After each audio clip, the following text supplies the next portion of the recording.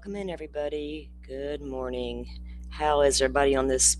Well, I got a beautiful Monday. I hope y'all are having a beautiful Monday. I had a cold, wet, rainy weekend. What the hell? What was up with that? It's over and gone, thank goodness. Welcome on in. Sorry for the technical difficulties. Apparently, I forgot to tell Restream that I did want it to go out on YouTube, so yeah, I had to start over. It is what it is. It's Monday, right? Of course, this cat wants to pile in my lap. Go on. No. Get, hold on, guys. Sorry. If I make a sudden move, she'll try to kill me. She's mean. Get down. Okay. Welcome into my mod team. Thank you for being here. Not me. Good to see you, OG Feisty Cooter. Welcome in. All right, guys. They've changed the time on that press conference, which I had the updated time. I knew it's supposed to happen here soon. So let me pull up my side stream for that so I can keep an eye on what's going on. Give me 1 second. Because I don't want to start that late. Of course, they may not start on time. They usually don't, right? It's So I'm talking about the press conference for the arrest of David Burke, aka David D4VD. Is that what his name is? D4VD. D4VD. Okay.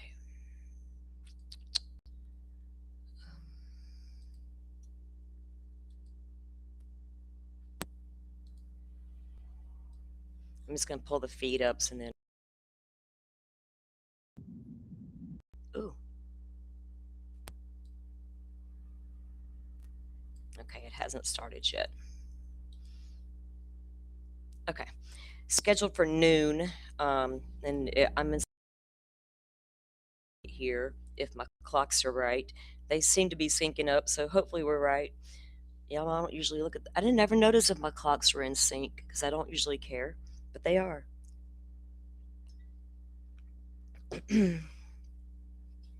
All right. Um, I saw something this morning very early when I got up, and I'm just gonna acknowledge it. I kind of gave this guy pretty hard time online occasionally because of things I saw during a case. And we referred to this guy as TikTok Tony. TikTok Tony, and oh boy, he just provided a lot of content. Let's just say that. TikTok Tony has passed away. And if you don't know who he was a spokesperson for the Caleb Harris family and a spokesperson for Seth Rogers, father of missing Sebastian Rogers. That's all I'm going to say. Rest in peace, sir. I don't know what happened. I just know something happened. And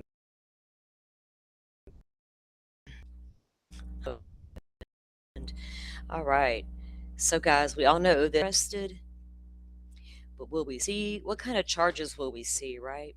And there was something else that happened over the weekend, guys. That guy who took out all of his children. Oh man, when I went to the when that happened, so Shreveport, Louisiana, a man killed 8 children and critically wounded 2 females. And so I immediately started looking in, because that's what I was doing. And I went and found names and stuff like that. And I went to the Facebook pages and I was like, oh man, there were so many photos of those children. So many. Um, it's sad. I don't know. They had a vigil there, or they had a press conference there a little while ago. I watched a little bit of it. I don't think it was a press conference. It was like a visual. I think it was really what it was for the children. Did y'all see that story? Here he is with his children, and his name was Shamar Elkins. He apparently had mental health problems. Happy Easter. Had a wonderful time at church for the first time with all my kids. What a blessed day. And there's a bunch of people coming out right now praying for the Lord to ease people's pain, but maybe he eased these children's pain. I don't know what to make of it the minute we bring him into the subject. But there they are, beautiful little children. When grown ups can't cope with adult life, I got no words for it anymore. I have no sympathy. And I almost, honestly, don't care what his mental health problems were. Because society tells me I'm supposed to care and it matters. Well, guess what? We all have our issues. Being a good parent comes first and foremost. And if everybody knew he was a troubled man, I don't know what it takes to get people get the help they need these days. You know what I mean? We can scream, go get help, but how do you make a person go get help? And it's not easy from state to state. You can't just march in and tell a grown up what to do. But damn, these people, most of the time we hear like women are doing this to their children, right? We have had a handful of men do it as well. So 7 of the children were his. One was a cousin to the children. One child actually escaped and had to jump out of a window. Was it the window or the roof? It's so sad. Like, why can't you just fucking cope? Like, I don't know. I got to get him off the screen because it makes me sick to look at him. When I was looking at the photos last night, people were saying, oh, yeah, they were red flags if you just go look at his Facebook. I was like, what? Are you serious? Again, adults missing red flags. And we want to be coming pound the hammer down on them, all these unruly kids in America. But not one adult could see if they're all over the Facebook, nobody noticed or saw it, or I don't know. What do you do if you do know? What do you do? So his wife and the children were, I guess, and one of the locations was just down the street, just a few blocks away. There was like, he stole a car. I posted a short. Well, no, I didn't. I did not. It was my ex post where there's a video. The neighbor had their surveillance going, and the street they lived on, where the street the house was on, was right across from a tiny little church. And I noticed that on the map immediately when I went to the map yesterday. I was like, oh, there's like a little church right across the street, and a community health center, I think, right next door. And this house, is their front yard, so you can see the house next door, which is the house he was at, and the church across the street, and you can see him running from that house. I couldn't tell if he had a weapon because it was dusk, it was dark a little still, and you really couldn't see that well. But I keep getting a oops, lost connection briefly, guys. If y'all start having an issue, please let me know because I don't know what that's about. But yeah, a video of him running away, and then he carjacked a car and got to another town, and that's when he got caught. Okay. Those kids ranged, I think the youngest was 18 months old, and the oldest one, what was 14? The media had him down as 1 to 14, but I believe the youngest one from reports I saw was 18 months old. And I think it was 2 days before this, he posted a damn post on Facebook with his oldest daughter bragging about time spending with her. I was like, what? Did you know that day what you were thinking of doing? You didn't just wake up that one morning, Sunday morning, and go, oh, you've been thinking it for a minute.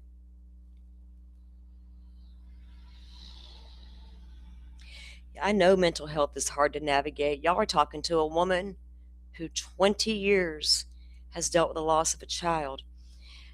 And I suffer PTSD, trauma, um, social anxiety, panic attacks, all these things I didn't even know I had till I spent hours upon hours with a therapist who told me what was wrong with me and how the journey I've had to walk to learn to get the tools I need not to have all of that anxiety and PTSD. I had to own my shit, and I had to own what was wrong with me because I had innocent children, right? I may have lost one, but I still had more that needed a mother, whole and healthy and happy. So I was determined. So I don't even want to hear it. Y'all crying, preaching to the choir. Let me just say that. Every time I hear an excuse, I almost can't. And I try to be so nice about it. You're preaching to the choir.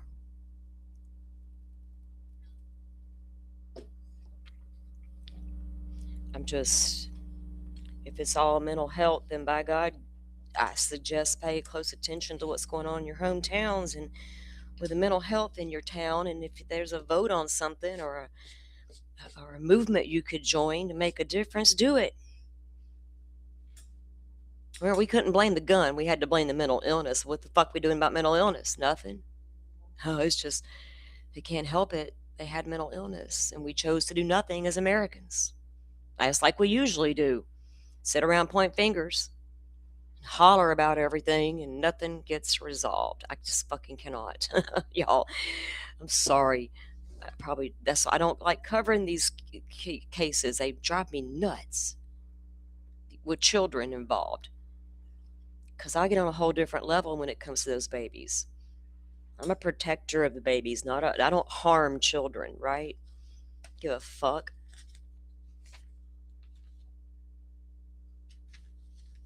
All right. And we said our condolences to TikTok Tony. Thank you for letting Brian Enton use your drone footage early on in the Idaho 4 case when nobody else had it but you, Mr. Tony. I didn't know nothing about true crime before Kayla. Oh, I'm sorry. I should not do that. The Lord is not going to like me today. He's going to say, calm down, ma'am. Just fucking shut up. Yeah. No, it's, there's nothing to be sorry for any, you know what I mean? I mean, people are going to share, their empathy with people, and that's so appreciated. But, if we can't have hard, honest talks in this country where we got to be walking on eggshells in case we make that one person out of 500 irritated because we said the wrong word, I can't live in that space anymore. Living in that space for 30 years has got us in a lot of trouble. That all inclusive, let's not say things to hurt people. We're grown ups and we can't hurt people's feelings. Meanwhile, our children are the biggest bullies in the class, right? But we can't do that. It's not nice. Fuck. I'm so over it. Mm. My son don't drink like me, but somebody at his work gave him a nice bottle of brown liquor. I might need to throw some off in my coffee. Hey, that might make it worse. I don't know. I might become 10 foot tall and bulletproof. Like O'Higgins over there in Canton. Lord, help us. Let me refresh this page, guys. All right. So, in case for those of you who have not followed the case closely of Celeste Rivas, most of you have here, right? David and Celeste. We know that back in 2024 was her first reported runaway that we know of was February 14th, 2024. She was reported missing out of Lake Elsinore, California. But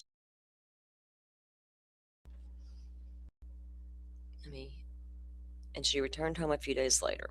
Okay. Then on March 19th of 2024, she was reported missing again. And then she returned home again. April 5th, she was reported missing for a third and final time. That's when her brother stated she had left with David to go to the movies. I believe it was the movies. On May of 2024 was the last known contact her family had with her by telephone. But we know, uh-oh, hang on, let me mute this out. They just opened up the cameras, but they're not anywhere near the podium yet. All right. So then on September 8th of 2024, we know she was back at home because we had video, and I didn't have time to pull it. We have watched it here in the past. The video where Celeste did return home to her neighborhood and got in the confrontation with the neighbors. Y'all remember seeing that video footage? That was back in September of 2024. And then you skip now to 2025. Um, January 2nd, they believe there was digital evidence that Celeste was still alive. And then I believe in August of 2025 is when the Hollywood residents in the area reported the abandoned Tesla. Pull this screen up, guys, because they're like starting to. I got the volume off, but let's go. On this case here in just a minute, just to give you an idea of what's going to happen here. We've got the Los Angeles County District Attorney, Nathan Hochman, and the Chief of Police, Jim McDonald, coming up, and they will be speaking to you. Sound good, everybody? Get to any questions. There's only going to be time for just a few brief questions, so this isn't going to be a long Q&A afterwards. I'm going to ask you if you could do one at a time as much as possible so that we can hear the question, process it, and answer it appropriately. District Attorney Nathan Hochman.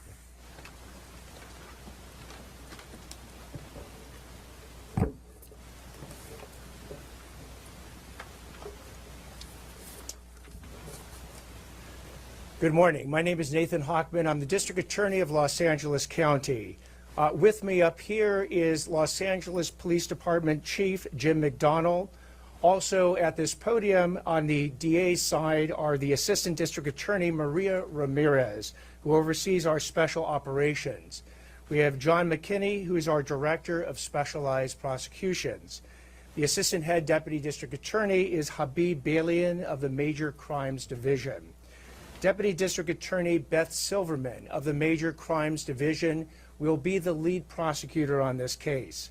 From the Los Angeles Police Department, we also have Captain Scott Williams, who's the commanding officer of LAPD's Robbery Homicide Division, the Chief of Detectives, Alan Hamilton, the Director of Specialized Prosecutions, Mike Rimkunis, and the LAPD detectives on this case, Josh Byers and Corey Farrell. Today, I am announcing the charges against David Anthony Burke, the musician known as David, spelled D4VD, in connection with the brutal and horrific murder of Celeste, a 14-year-old at that time.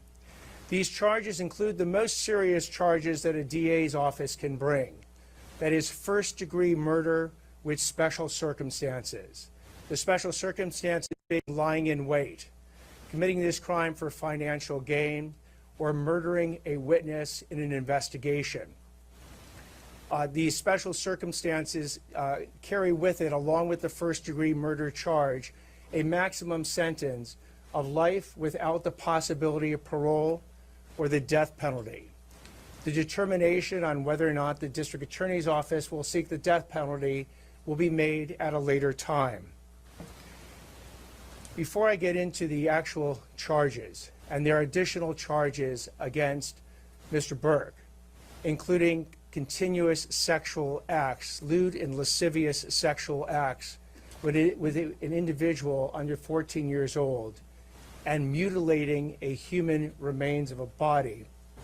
Before I get into the description of these charges and their seriousness, I want to look at this as a parent.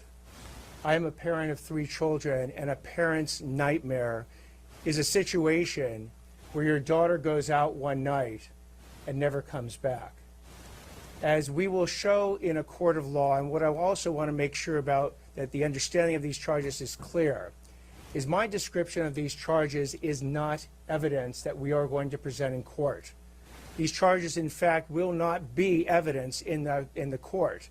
Evidence will be the witness testimony, the documents, and different types of admissible testimony that we will admit into court in the prosecution, and if it leads to the eventual trial of Mr. Burke, to convince a jury of 12 people beyond a reasonable doubt that each and every one of these charges is true, as well as the special allegations and circumstances that have been alleged.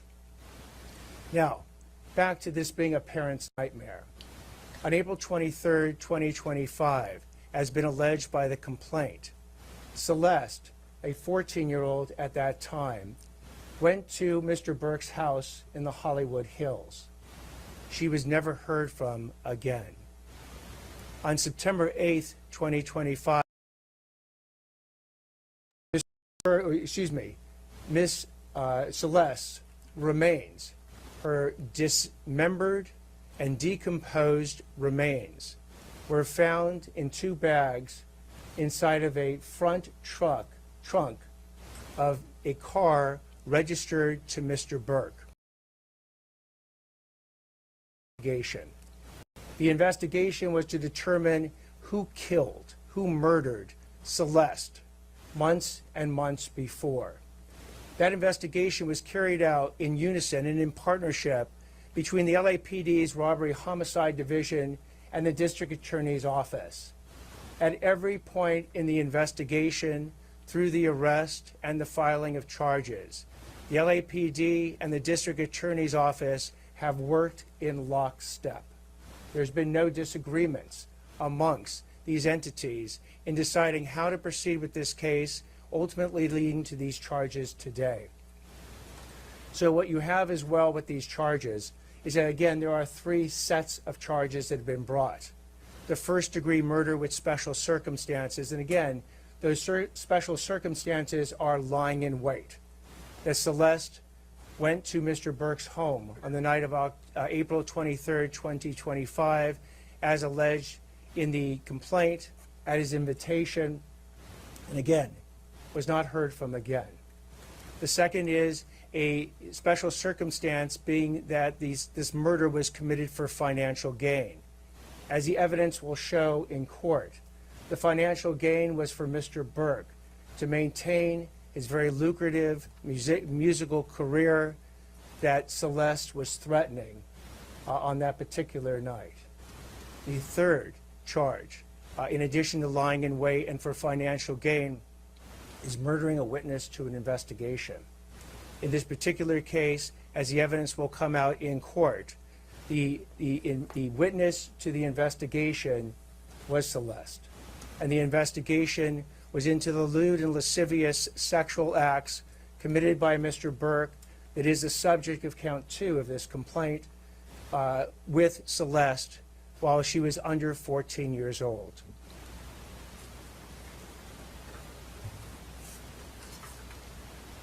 I had the chance to meet with some of the family members of Celeste, and their grief is uncalculable as to what happened to their daughter.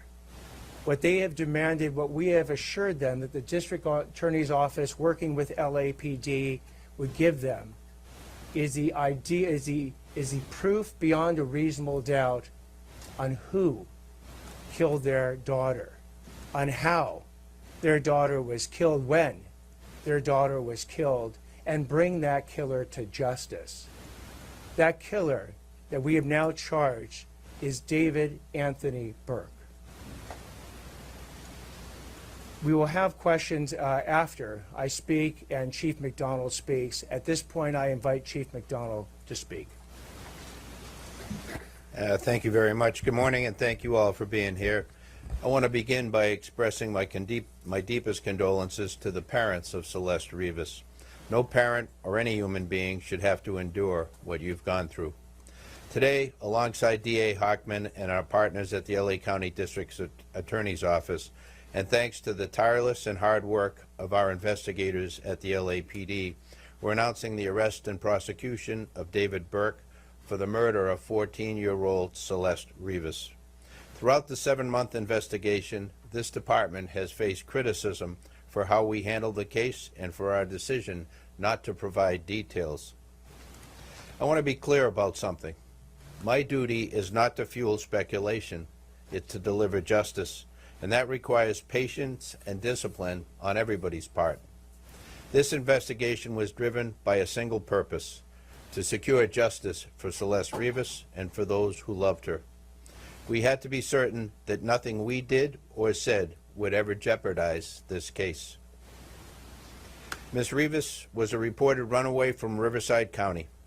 During the course of our investigation, detectives learned that she had been involved in a sexual relationship with Mr. Burke when she was a minor and he was an adult. On April 23, 2025, Ms. Rivas arrived at Mr. Burke's home in the Hollywood Hills. That's the last time she was known to be alive. On September 8, 2025, Ms. Rivas's dismembered and badly decomposed body was discovered in the front trunk of Mr. Burke's impounded Tesla. From that moment forward, our investigators faced an extraordinary, difficult, and complex case. The condition of her remains delayed the medical examiner's ability to be able to determine cause of death. The substantial amount of time that passed between her death and the discovery meant that crucial evidence had degraded or disappeared. And as detectives worked to uncover the truth, they also had to sift through and debunk a great deal of false information circulating publicly. These challenges were real, and they required patience, precision, and an unwavering commitment to the facts. Despite these obstacles, and despite intense public pressure, our Robbery Homicide Division detectives remained steadfast in their duties. They recovered and analyzed a substantial amount of digital and forensic evidence. They stayed focused. Their work, in close collaboration with the District Attorney's Office, has brought us to this moment today. I want to thank the District Attorney and his team, as always, for their partnership. This case demanded coordination, persistence, and a shared commitment to justice. Also, thank you to our media partners with the public. And finally, to Ms. Rivas's family, we cannot undo the pain you are feeling. Our hope is that today brings some measure of accountability and a step in the journey toward healing. Please know that the Los Angeles Police Department remains fully committed to seeking justice on behalf of your daughter. Thank you. So at this point, we'll take questions. Anything more you can tell us about the fact that she was a witness in the coming investigation, that she reported the abuse, who was doing that investigation? The details of the allegations that have made, particularly with that special circumstance, will be produced in court. You believe cause of death and the difficulty it was to determine both the matter, cause, and date? So with respect to the coroner's report, we will be seeking quite quickly to provide an order to the court that now allows the coroner to release that report to the public. Do you believe that he acted? From the BBC, between the finding of the body of Celeste's body or her remains, why has it taken so long for an arrest to be made? I think the police chief got it right, that in a situation where you don't have an eyewitness account, or we can't point to a video that shows the killer killing someone, you have to go through the very rigorous and thorough investigation to look at all the digital and forensic evidence. You have to speak with witnesses, often who are cooperative, and some who are not cooperative, in order to obtain all the information necessary to decide who did what, when, how, and what their mental state was at the time. That is what we've been doing over the last, between September 8th, roughly, and today when we bring these charges on April 20th. So again, it's a type of case that you want to make sure you get maximum information. And by the way, if there's anyone out there that has material information about this particular murder or any other actions taken by Mr. Burke, please come forward to the Los Angeles Police Department, come forward to the LA County DA's office, and report that information. Mr. Hochman, there are other people who were aware of this relationship. Is it possible that you will be arresting other people within his circle, and did he act alone in this death? Again, with respect to whether or not there's any other individuals or we're going to take any other actions, you will know about them if we do, but at this point I'm not commenting. Do you believe that you know how she was killed, beyond it being homicide? The actual cause of death? The coroner's report will be released shortly. Because it is not currently released, I'm not going to be commenting. So was it determined, not that, if you won't say what it was, but has it been determined how she was killed, beyond it being homicide? The coroner has made a determination on how Celeste died, and at the point that the coroner's report becomes public, we'll be able to comment on it. Was there a specific breakthrough last week? Is there physical evidence that ties David to this murder? There is physical evidence and there is forensic and digital evidence that we intend to present in court to prove these charges beyond a reasonable doubt. Only a couple more questions. Yes. Within your investigation, and just to his question, are you able to tell us exactly what the smoking gun is? And also, if you can address the issue of his visit to Santa Barbara, and that, how does it connect with the murder? So with respect to the actual details of the evidence we're going to be presenting in court, I'm not going to do that today. As far as the concept of a smoking gun, the smoking gun is the totality of the evidence that we're going to bring to prove any case, whether it's this case or any case, beyond a reasonable doubt. Is there any evidence that he abused other underage girls that he investigated? An investigation is ongoing. If information comes forward on with respect to any additional crimes, we will certainly investigate it. One more question. One more. There's been so much discussion about the difficulties in this case. The chief talked about it as well. What makes you confident you can prove these allegations? What makes us confident is the totality of the evidence that has been obtained by the LAPD robbery homicide, by the work that the district attorney's office has done, that has led us to the point where we believe we can prove each and every one of these three charges and the special circumstances and the special allegation beyond a reasonable doubt. Thank you, everybody. If you raise your hand if you have Spanish language and you need a Spanish language translation. Okay. Keep your hands up. My team will come around to you and we will have somebody have you. Thank you very, very much. Sorry, just the timeline, sir. You said, has she been missing 2024 or 2025?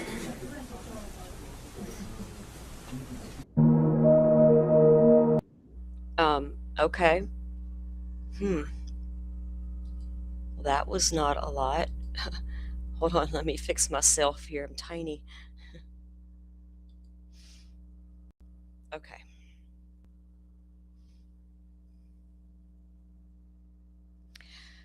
Well, the media did ask a couple of good questions. You hope another girl comes forward, Dolphin says. He probably had a lot of little girlfriends. Maybe some will come forward. But what we need people to do with direct knowledge of this relationship he had with Celeste. Other than we do have a first-degree murder charge with special circumstances, possibility of life without parole or the death penalty, yet to be determined. 3 sets of charges and special circumstances. He lured Celeste over there. What was the actual comment? Hold on. April 23rd, she went to his house, never to be seen again. And I need to go back and listen because he said something about what Celeste said to David. Financial gain for David by silencing Celeste. About what? Their underage inappropriate relationship? Possibility of a child coming into the picture? What are we doing? So he needed to take care of her because she was a threat to his financial success? I can read between the lines, sir. What do you have on Celeste Riva's phone? I want to see the data. Communications, text messages, what she said to David in her final words, what she said to David on April 23rd, and what did he say to her to get her to come back to the house? Lie in wait. That's a special circumstance. Did y'all catch all that? We're going to have to listen to it again.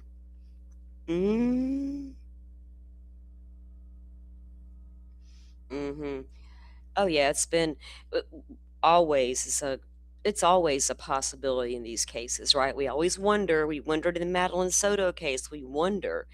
Of course, we've had no proof. Now he did mention that I guess they're going to allow the coroner to unseal. Remember the judge back in? So as I was getting to the notes earlier. When was it sealed? September 8th.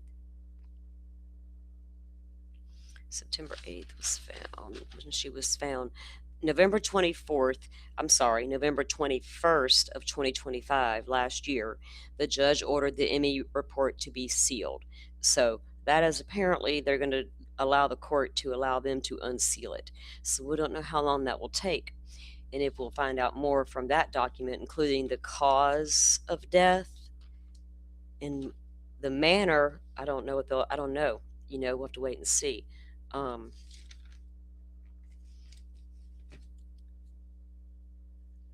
April 23rd, she went to Burke's house.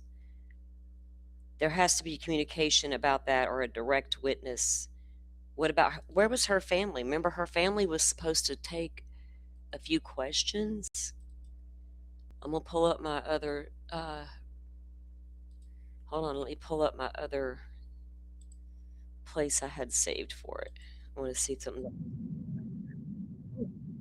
Boy, that was loud in my ear. Let's see.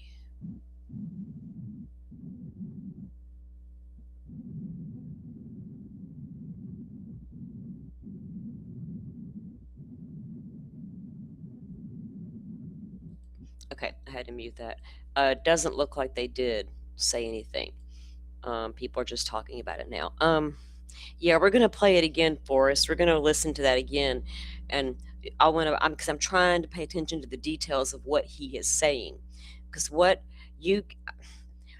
all know someone put that child in a frunk into two separate bags, right? We had already known dismembered. There's got to be, like Joseph Scott Morgan said, you got to have cut marks on the bones to prove dismemberment. You can't just have a body that fell apart because of natural decomp, right? There's going to be tool markings on the bones that would absolutely guarantee you if she was, taken apart in that manner. But how do you, if you don't have direct evidence, what can you get? So I don't know. What all did Neo say, right? That the grand jury, they didn't even bring up, nobody asked them that. How come the grand jury couldn't return an indictment? Did y'all change your mind? What about that? What happened? It's surprising that they did do murder one, right? Considering they didn't do an indictment. Is it a circumstantial case still at best? They said they have physical evidence, digital evidence, and forensic evidence. I think a lot of it's going to be digital. The physical will probably be her and the body, the condition. Forensic evidence, what is there, what does this car yield? Lord. So the presser was just, basically, Dolphin, basically, we finally did it. And here, I haven't really covered any cases out of LA or out of California, guys. I don't know what their sunshine laws are like and what we'll get to see and not see in the dockets. You know what I mean? I got to check into all of that and figure out how I'm going to get follow up with that. I'm still looking to see, why does they have it on two different, oh, I see what they did. Yeah, we'll listen to the press conference again because he said they have to have some sort of way to know about her communications with David. And after we watch it again, I want y'all to tell me if that's what your perception is. So let me get it ready. I was using CNN's feed. Let me pull that back up and we'll just rewatch it. And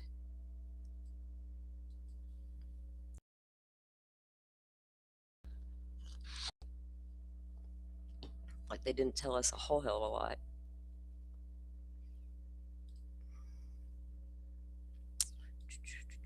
Oh, goodness.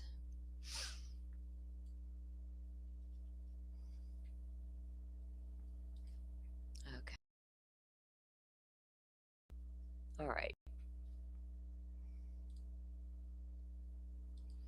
When the screen's going blue like that, guys, for some reason, my signal looks like it is super strong, but it's like bleaking out on me. I don't know. I don't know. All right.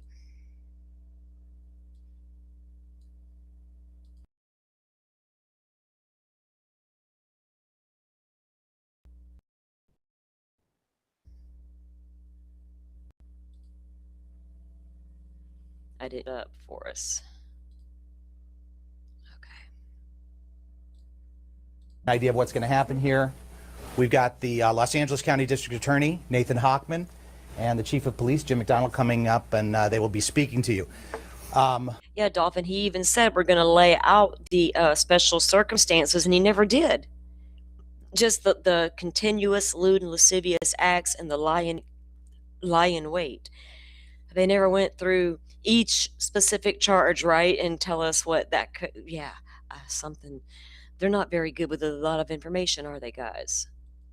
I will ask you when we get to any questions. There's only going to be You're welcome. time for just a few brief questions, so this isn't going to be a long Q&A afterwards. I'm going to ask you if you could do one at a time as much as possible so that we can hear the question, process it, and answer it appropriately. And while this is playing, guys, I will be on mute and take the puppy out real quick, so I don't want to interrupt it. You guys listen, take a note if you need to. Then we'll meet. We'll come back and cuss and discuss in just a moment. All right, here we go. Attorney Nathan Hochman.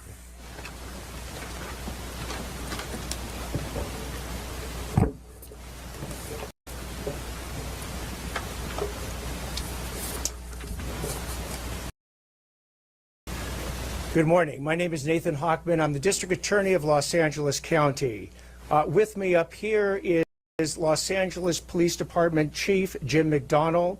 Also at this podium on the DA's side are the Assistant District Attorney Maria Ramirez, who oversees our special operations. We have John McKinney, who is our Director of Specialized Prosecutions. The Assistant Head Deputy District Attorney is Habib Balian of the Major Crimes Division. Deputy District Attorney Beth Silverman of the Major Crimes Division will be the lead prosecutor on this case.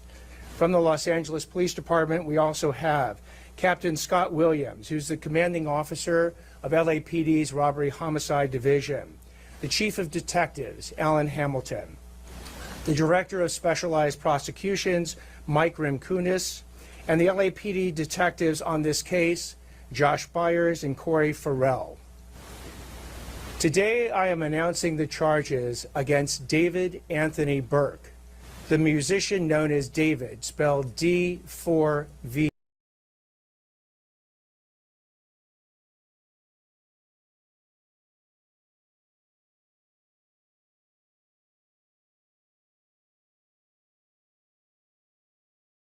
Mr. Burke, excuse me, Miss Celeste remains, her dismembered and decomposed remains were found in 2 bags inside of a front trunk of a car registered to Mr. Burke.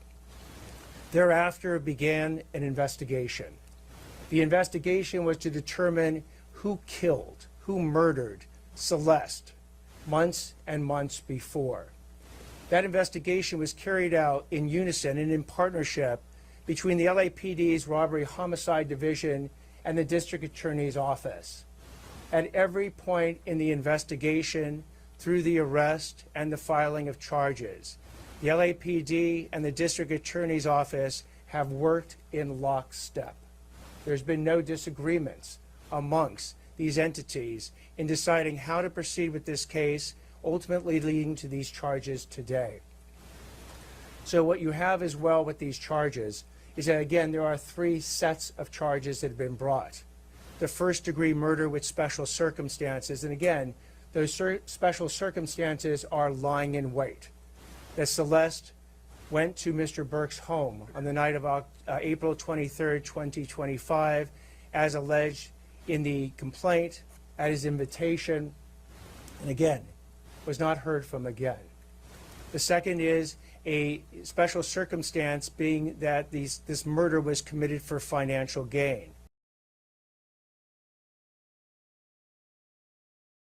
Hold on, guys. Financial Is this like is horrible, right? Something's wrong. Hold on 1 second.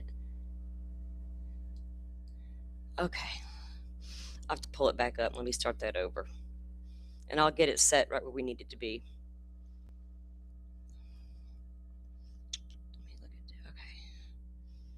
Okay, hold on. Bear with me.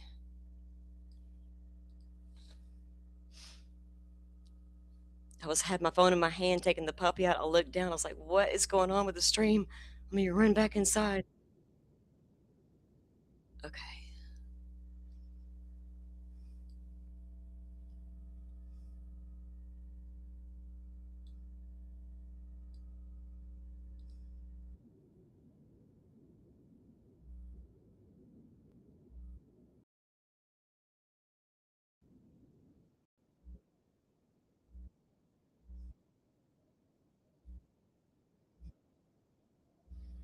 Okay.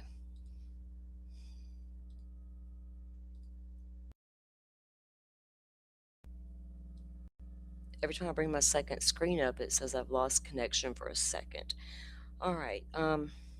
Yeah, they named two of the special circumstances. Like one is lie in wait, and the other one is the continuous lewd lascivious acts. But that's the only two that I caught. So I'm going to listen to it again. All right, I got it brought back up, guys. This should be right where he begins. I'm gonna.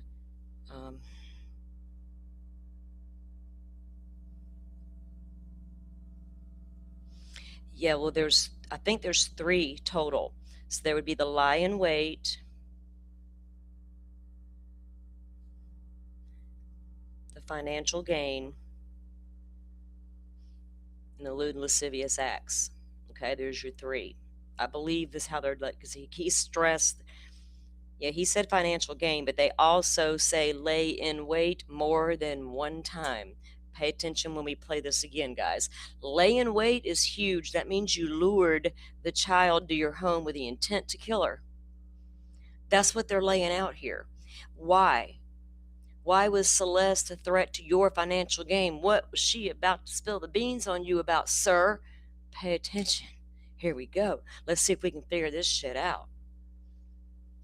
In connection with the brutal and horrific murder of Celeste, a 14-year-old at that time. These charges include the most serious charges that a DA's office can bring. That is first-degree murder with special circumstances. The special circumstances being lying in wait, committing this crime for financial gain, or murdering a witness in an investigation. These special circumstances carry with it, along with the first-degree murder charge, a maximum sentence of life without the possibility of parole or the death penalty. The determination on whether or not the district attorney's office will seek the death penalty will be made at a later time. Before I get into the actual charges, and there are additional charges against Mr. Burke, including continuous sexual acts, lewd and lascivious sexual acts with an individual under 14 years old, and mutilating a human remains of a body. Before I get into the description of these charges and their seriousness, I want to look at this as a parent. I am a parent of 3 children, and a parent's nightmare is a situation where your daughter goes out one night and never comes back. As we will show in a court of law, and what I also want to make sure about that the understanding of these charges is clear, is my description of these charges is not evidence that we are going to present in court. These charges, in fact, will not be evidence in the court. Evidence will be the witness testimony, the documents, and different types of admissible testimony that we will admit into court in the prosecution, and if it leads to the eventual trial of Mr. Burke, to convince a jury of 12 people beyond a reasonable doubt that each and every one of these charges is true, as well as the special allegations and circumstances that have been alleged. Now, back to this being a parent's nightmare. On April 23, 2025, as been alleged by the complaint, Celeste, a 14-year-old at that time, went to Mr. Burke's house in the Hollywood Hills. She was never heard from again.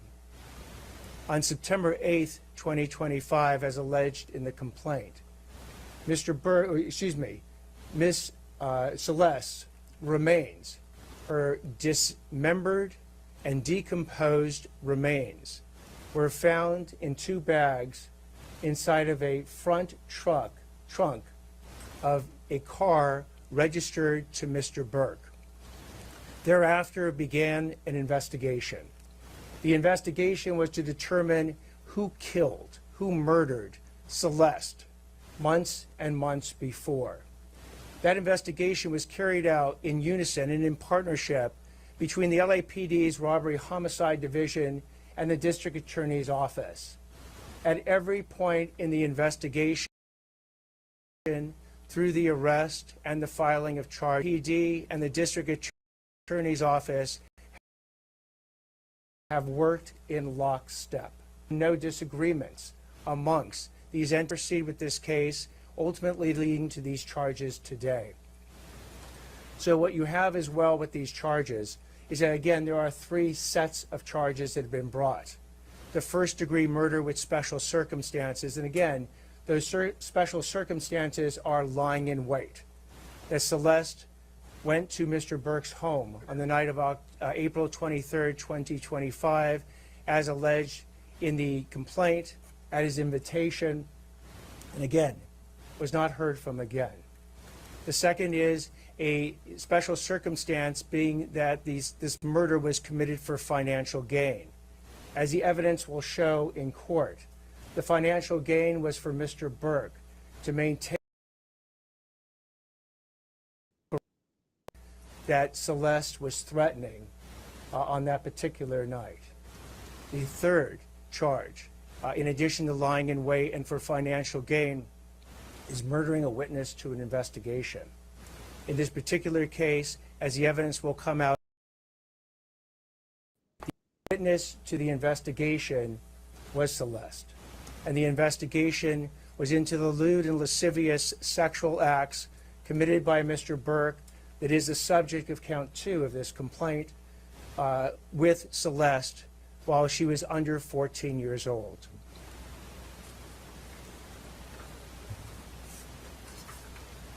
That's a bit of a word salad. We're going to listen to that again.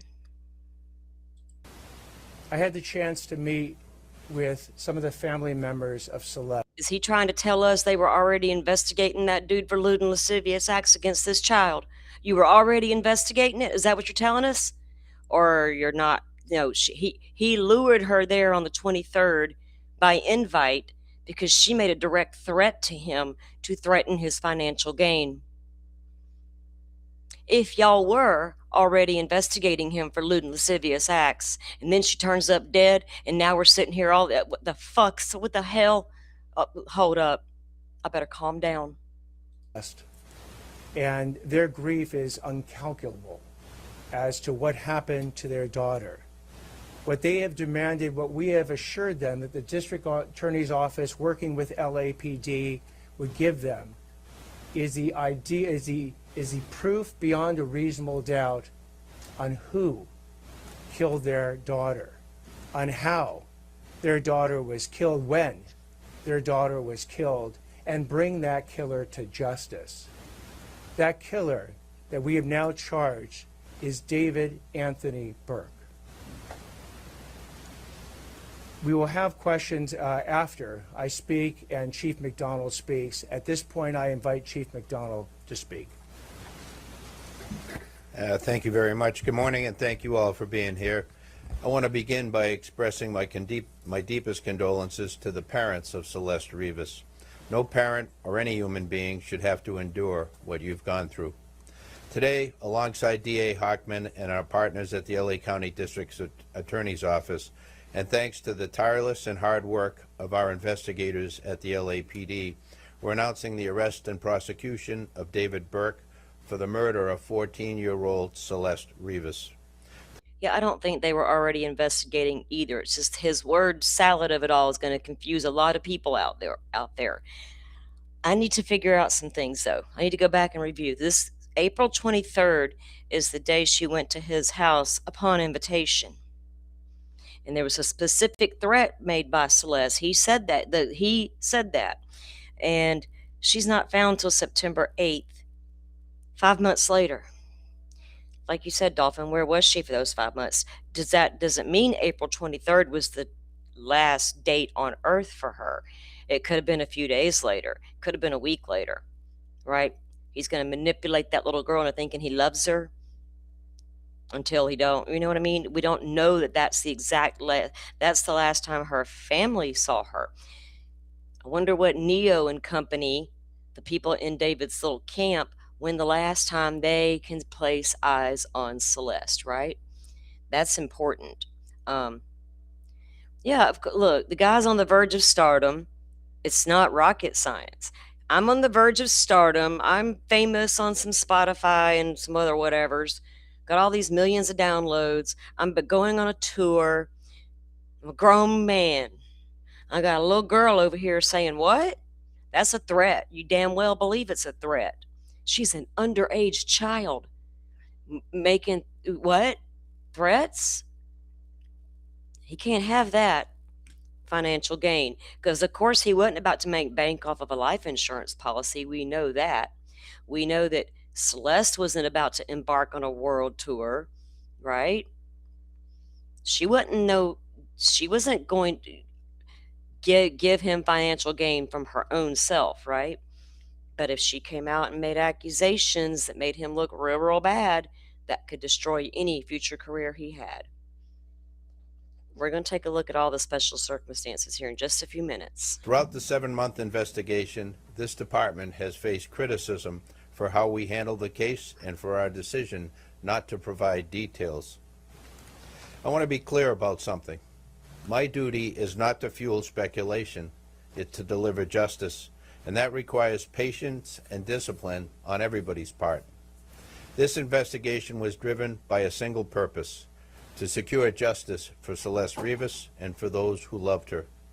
We had to be certain that nothing we did or said would ever jeopardize this case. Ms. Rivas was a reported runaway from Riverside County. During the course of our investigation, detectives learned that she had been involved in a sexual relationship with Mr. Burke when she was a minor and he was an adult. On April 23, 2025, Ms. Rivas arrived at Mr. Burke's home in the Hollywood Hills. That's the last time she was known to be alive. On September 8, 2025, Any of David's friends witnessed to that, right?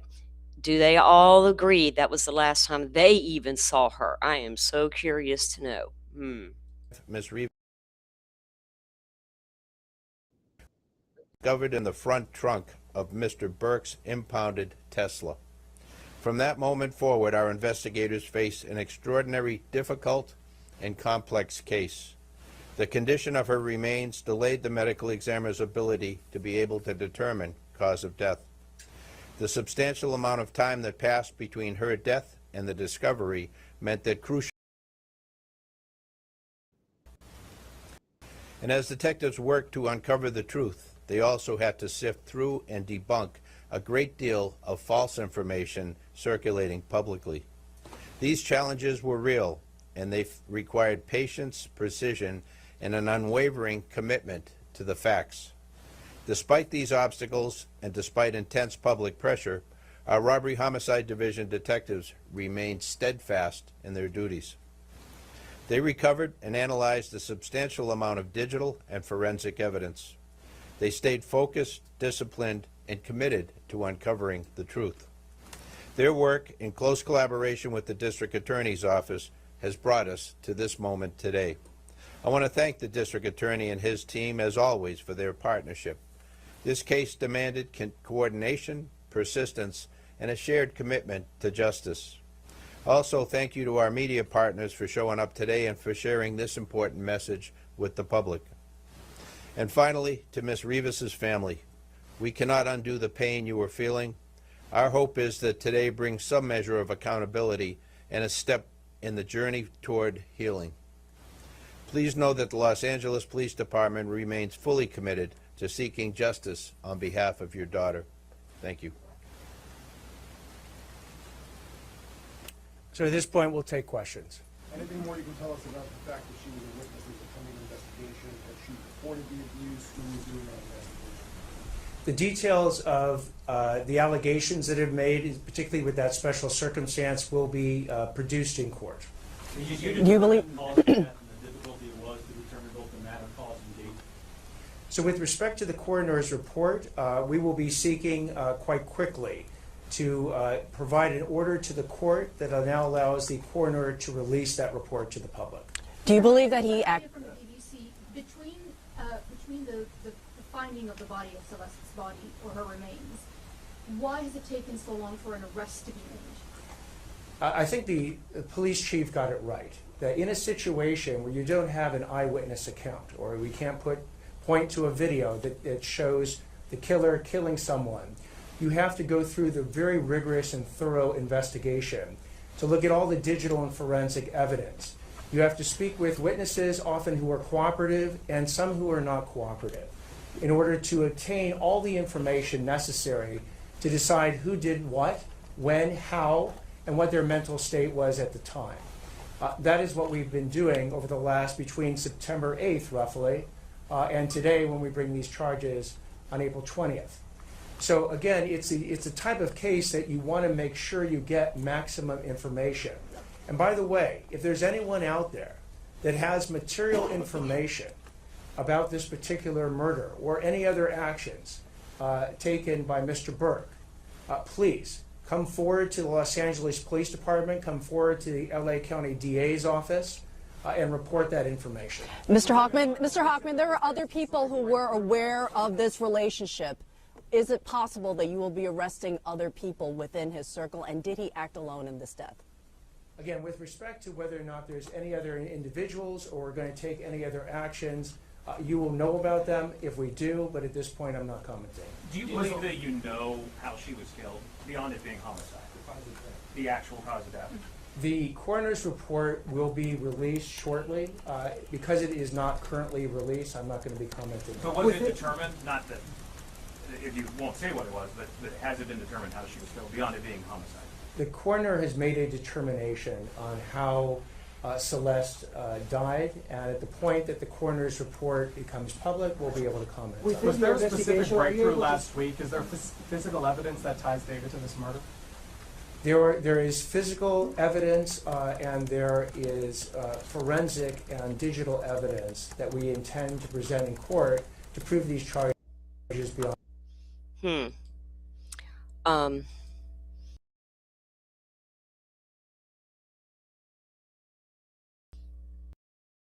The charging document has not yet been made publicly. So his main charge is first-degree murder.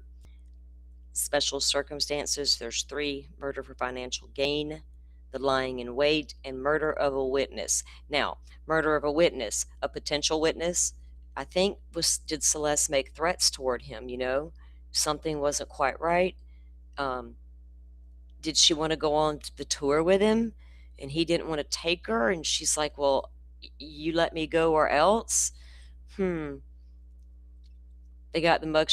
Well, actually, the information started coming out this morning, Dolphin. He finally got a case number this morning, so they finally got his mugshot posted, didn't they?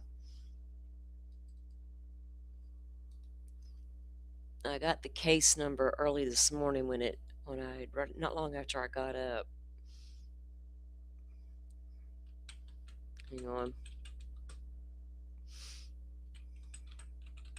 Because I need to go and pull up their docket anyway and save it, so I'll have it and all that good stuff.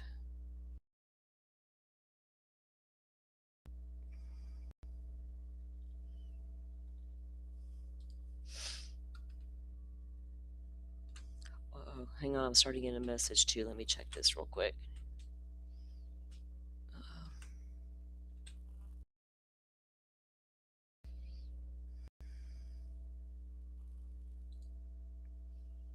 Okay, let me.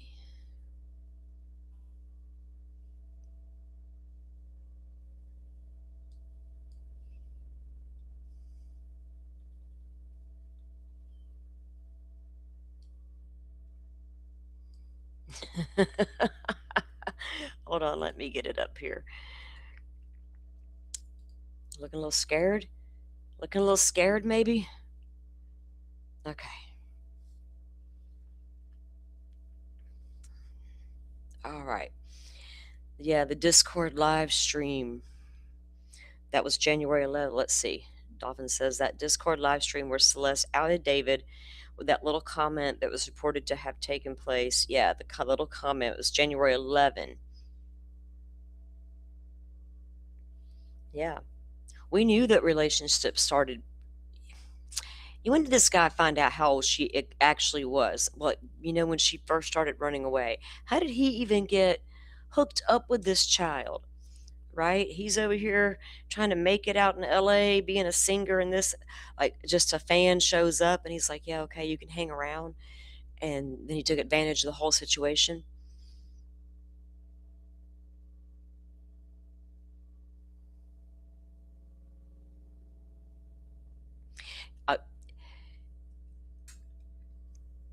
I would be interested to see the extractions from both his phone and Celeste's phone, right? What kind of not only communications they would have had, but images they may have shared. What can we, they're going to get him on all that. That's what we're here for, is to start it back even. And again, how does a 12-year-old gain access to a guy like this? Well, I know where my 12-year-old was all the time. I'm not, I mean, I can't help but question, where was one of the parents? If I don't know, aunt, uncle, granny, where was somebody? Because Celeste seemed to have a lot of freedom. And when you give these kids all the freedoms, and even going back to that teacher she had, didn't he come out and say he had a suspected feeling that, something was going on between these? I'm like, what? All these people knew and nobody said a word. Again, how many people failed Celeste Rivas? How many other 14-year-old girls, 13-year-old girls, 12-year-old girls wanting to be grown women are allowed to run out there and do just that when they don't even know any better? They don't even know how to they don't even know how to function outside out there, right? Without the help of somebody. It's crazy. And Dolphin, where was she for those 5 months? Remember some of the stuff that Steve Fisher talked about finding in the home once he got in the home?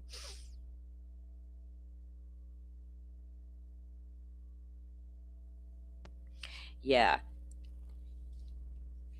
Well, there's a lot of ways she could have met him, right? Either through the Discord, through his Instagrams, through his Spotify, her running away from home and traipsing over there to wherever the latest music gigs were happening. That's how it happens. It could have happened in a bunch of ways. My point still being, she was a child, a little girl, and I don't know where the parents were at, right? Who do you think's supposed to protect these children from fucking assholes like this on the screen? Us? I live in Florida. They're out in California. I couldn't stop that child from running off. If I had known about it, maybe I could have tried something. I don't know. There was something about a freezer, Dolphin. But let's try to find it. Hold on. Let's go. We should invite Steve Fisher on to talk to us. He said, what, actually, let me see what he actually did tell me a while back. Hold on a minute. It's been a minute.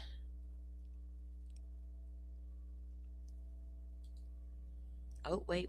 I can't ever go on the twits without seeing something else I got to look at. Hold on. Where'd it go?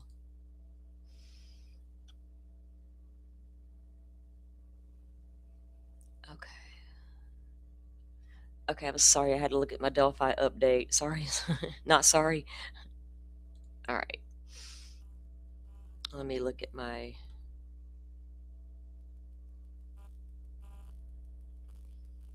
Here we go.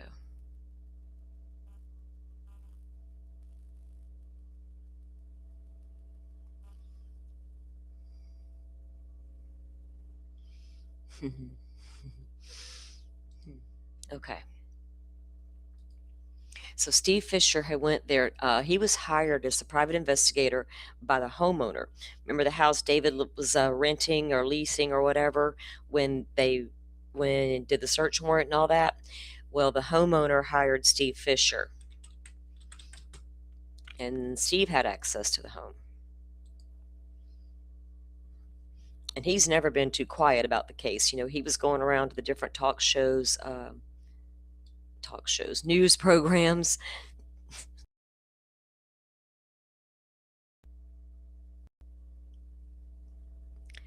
Okay. Uh-oh. Let me put up this screen. I don't even know what this post is. I just saw it like 12 minutes ago. Let's go get the deets together. All right. Hey, where's my screen? It didn't come up.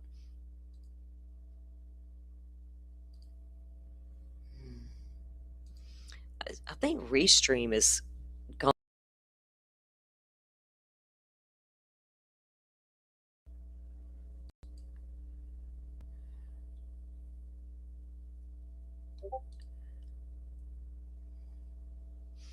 Okay, here we go. So this he just posted 12 minutes ago, and Steve has had information that he has not shared yet. Maybe he's starting to share. We don't know. All right. So, in case for those of you who don't know, he's a private investigator. He's got a large social media presence. He's been involved with several cases. So, April 23rd, 2025. This is the day they say that she went there, right?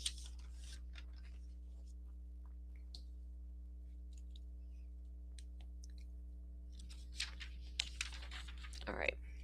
So, April 23rd, just 2 days earlier, David announced that pre-sale tickets for the Withered tour would go on sale on April 23rd and proclaimed that he was back.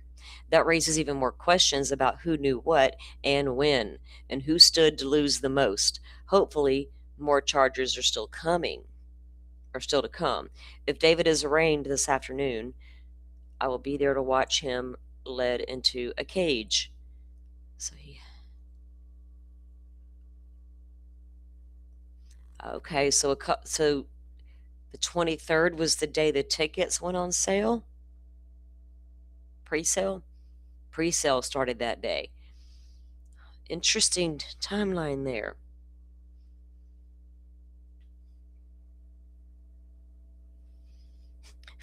Dolphin, I don't think he could help himself, right? He's like, look at my handiwork. I'm a psychopath. We love to see our own handiwork. Let me just put it all on video. And what about all those weird ass song lyrics? Instead of being like Rex Sherman having a planning document, he's like, I'm just going to write a song about it. No one will ever know. Lord, what kind of songs did he write after he did the unspeakable? Okay.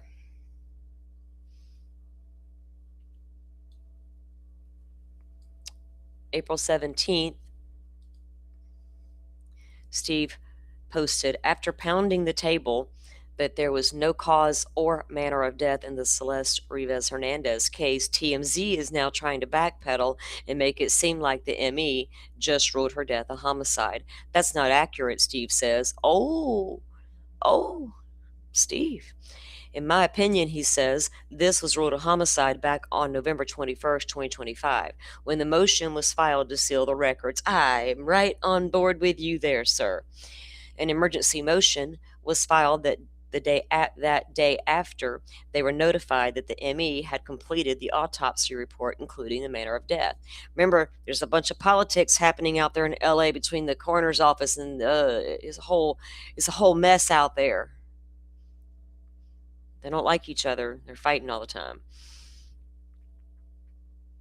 The medical examiner itself indicated this at the time. On that same day, they stated they could not release any information, including the cause and manner of death, which strongly suggests those determinations had already been made. Here is their exact statement, he says. On Friday, November 21, the County of Los Angeles Department of Medical Examiner received a court order initiated by the Los Angeles Police Department. See, the LAPD did it, to place a security hold on the medical examiner case number 2025-14252, Celeste Rivas Hernandez. No records or details associated with the case, including the cause and manner of death, and medical examiner report can be released or posted on the website until further notice. Well, we heard today they're going to allow that now. We'll see. I don't know what they do. Dolphin says cat fight. Now you make me imagine the LAPD in the coroner's office out there in the middle of the freeway, just, spawling like their paws like little high school girls who are afraid to fight because they might mess up a hair or their extension might fall out. Girls today can't fight. I just thought about that. Bitches can't fight today. All that fake hair and fake nails. What are y'all gonna do? Come apart during a fight? Shit. Girls back in the 80s be like, let's get it on. We've been to throw down, sister. No, I gotta wait for you to take off all your shit first. Or it's gonna look like I'm mutilating you as your parts go flying. Holy hell. Where is my mind today? Oh my God.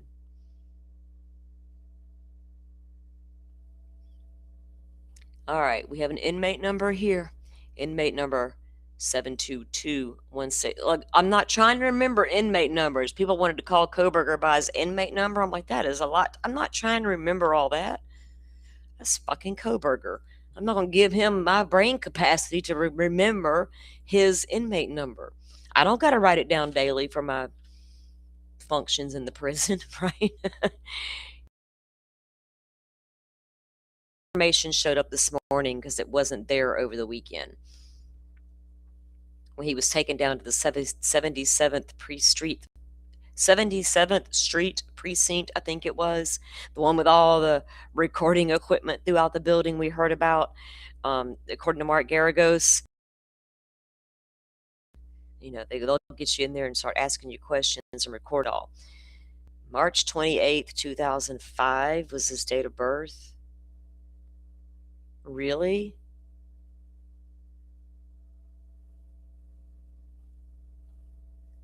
Huh. I'm just going to overlook that and continue on. Fucking the devil was born on that day. Fucking imagine that shit. All right. I guess he was on Jesse Weber. I didn't see that. I was looking to see what else he posted recently about it as this stuff was coming out. This is more from the LAPD's public information. All right, I'm going to go look at the DA's website real quick. I want to see something. I'll have to look at Steve's further. I'll have to go back into Steve's post and get out the timeline details.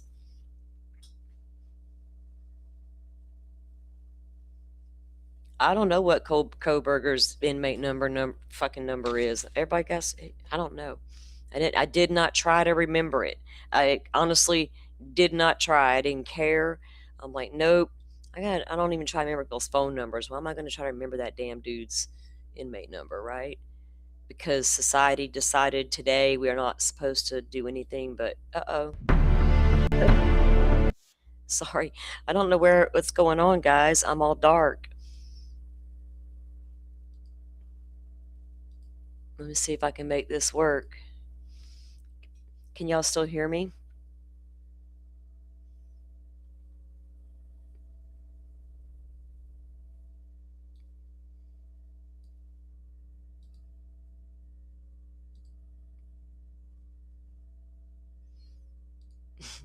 What is this? This thing messed up so bad back here. It went nuts. There it went again.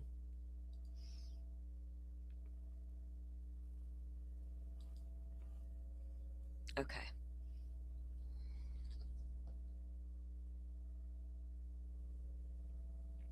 I don't know what Restream's doing today. It's got a mind of its own today, Rachel. It's weird. I think my image is back up now. Okay, let me go see if I can look at the DA's website real quick. If it will let me. Oh, you know what I haven't done? Since I've been back home, or since I moved back to my original home, I used to be hardwired into the internet and I'm not. I just remembered I have not done that. I'm just running on maybe that's what my problem is. Shit, I forgot about that. I used to have the modem in here actually, and I was hardwired in, and I don't even have that. Oh hell. Now I'm figuring it's all coming back to me now. All right. I'll fix all the little problems, people.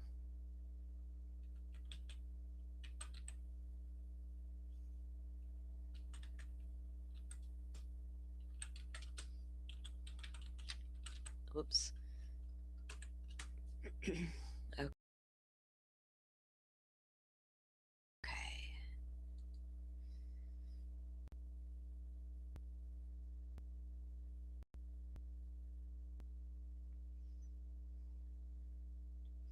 Oh, they have the press conference up. Oh no, that's somebody else's case. I'm looking to see if they had any updates on their website yet with like the documents or anything, or like the charging document at least.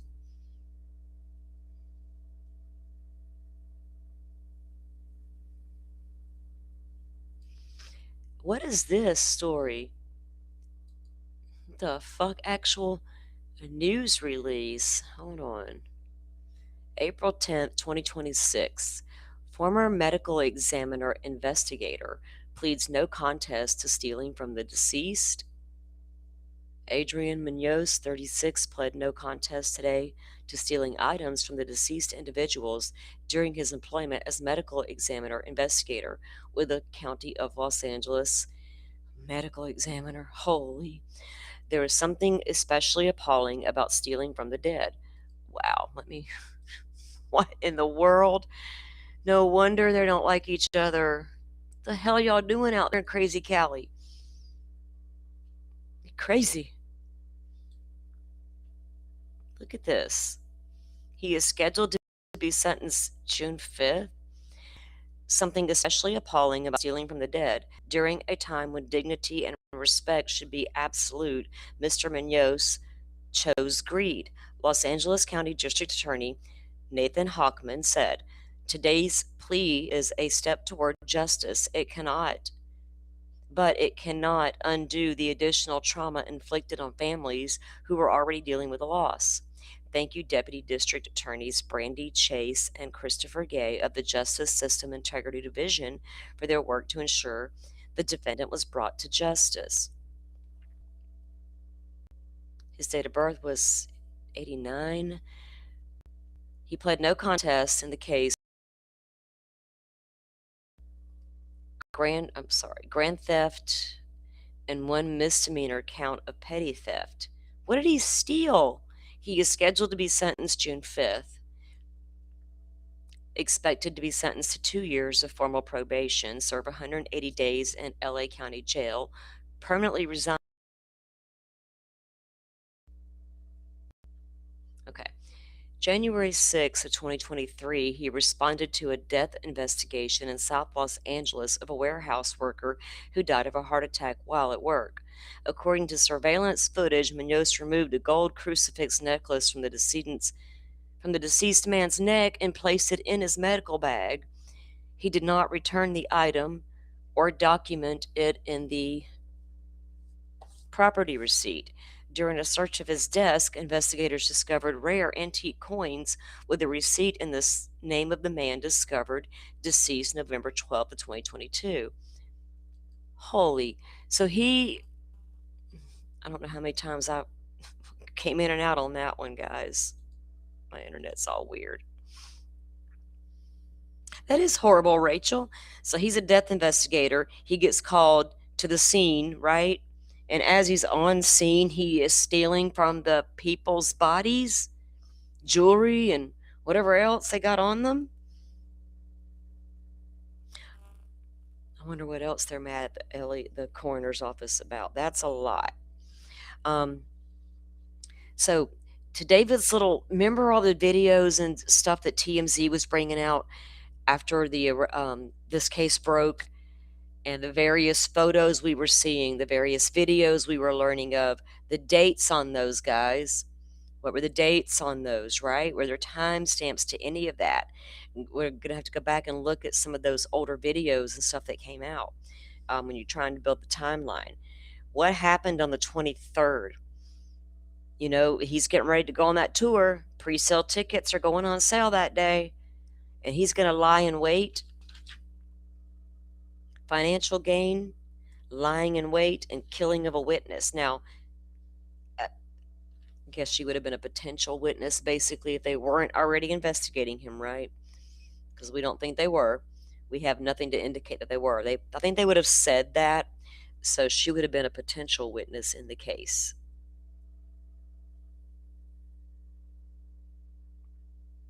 I'd still like to know what...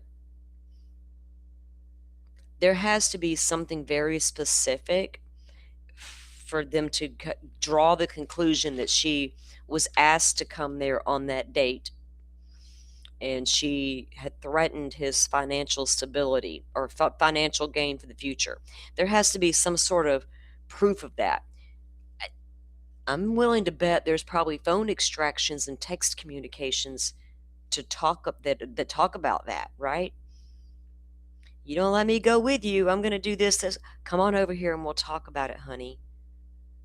And then there he goes, working her to lure her to the house. I want the charging document. Hey, Lindsay, what's up? Welcome in.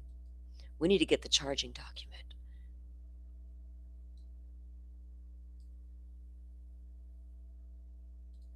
Let's see. I've never even been on the Los Angeles clerk of court site or whatever. I wish everybody's was as easy as Florida's and even Idaho's. I hate to say it. I can navigate the Florida one with my eyes closed.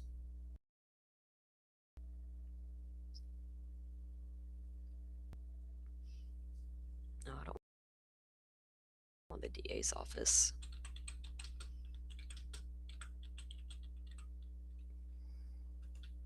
Now, his attorney had some pretty strong things to say, like he didn't do it, right? I don't need Superior. Oh wait, that's county. Got it. Okay.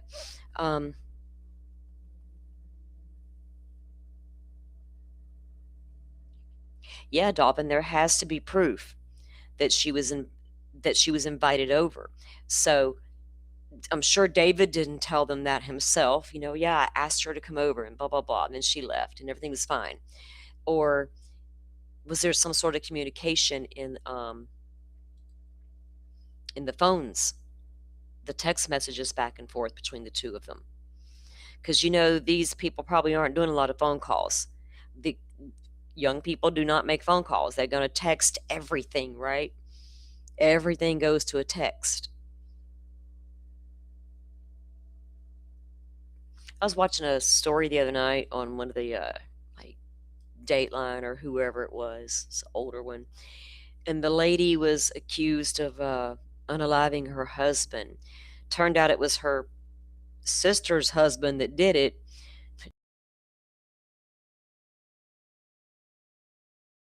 She got every time she made a phone call, or every like on the regular, before the crimes ever. Remember how Heather Bernhardt and all be like, what's your phone's normal routine? Does it ever shut off? Do you normally delete things? All these. This lady literally always did it. And it made her look suspicious, but she was just a freak about stuff like that. She's like, look, I deleted everything. I was like, holy shit. You just got yourself almost caught up in some charges. You know what I mean? Well, they said they had some digital evidence, but we don't, how much? Look, they're not going to have a ton of like David's hair on Celeste, David's hair in the trunk. That hair may be there, but as far as her body, the decomp, I think a lot of they're going to have a lot less physical evidence to tie him to the crime, I think, than they will the digital evidence that he lured her there and all the things. The thing is, did he act alone? If he's smart, he would have, right? And let you bring that one person in that you think you can trust. They're going to, what you're about to do, you're going to trust somebody for all of that? Because it sounds like he made a conscious decision to dismember her and put her into two different bags. And where was she? Let's see. Let me,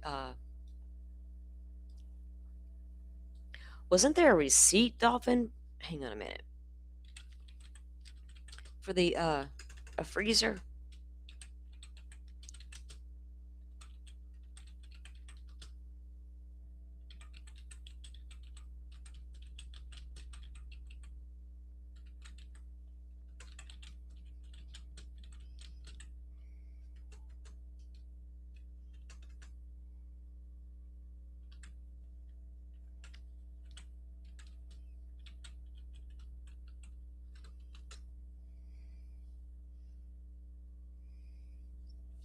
His hair could be in the bags. Butterfly. There could be. I mean, I wouldn't hold my breath on a lot of physical evidence coming out of that scene, but there could be a hair. And then does it have a follicle? Damn it. apparently not one needed.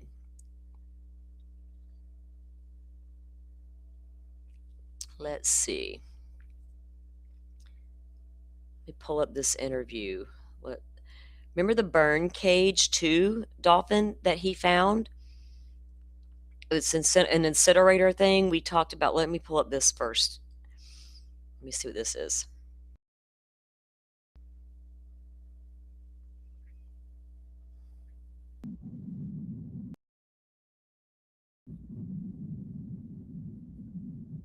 Piece from News Nation where Brian Enton talked to Steve.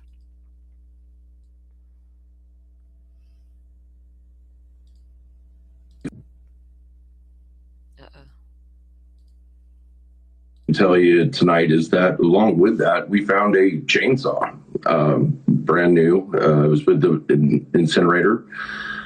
And there's no purpose for a chainsaw to be at this rental house. They're certainly not in charge of, trimming the trees or anything. So, we can't say exactly, it was unused, just like the incinerator, but I think, it could go to show some intent of what this plan was, because whatever happened here, like this was, it wasn't a finalized plan. She was not meant to be left in that Tesla on Bluebird Avenue. And so, the plan got upended. Yeah, and I want to ask you about the burn box in a second. I think that's what is that what you called it, a burn box? Burn cage. Burn cage, yeah. Okay. But first of all, I want to get to the chainsaw, because I don't think I've heard that before, that there was a chainsaw inside the home. Where was it? It was in the garage, and it had not been used. It still had the protective shield over the chain itself. But there it is with a burn. The chainsaw that he's referring to hadn't even been used yet. Occasion, you got to wonder what this plan was. Oh Lord, that loud News Nation music, bang bang. Hey, Kelly, yes, you are correct. SF also said there was clear video of who was driving and parked the car. Exactly, he did say that, Kelly. He damn sure did. And he's mentioned the freezer. When he mentioned that incinerator, we actually pulled that up on one of my live streams and looked at the different options as to that. And he also says that chainsaw that he found on the property had never been used. But that still, why did you buy it, right? What are you going to chainsaw up inside your little Bel Air or Hollywood Hills mansion about to go on tour? You couldn't cut your way out of a wet paper bag as long as you're going to cut up a little girl, you sick bastard. Fucking D4. I'm going to spell my name with a weird letter, a number. Let's go with the number. Let's see, Steve Fisher. Let's see. He's had a lot to say.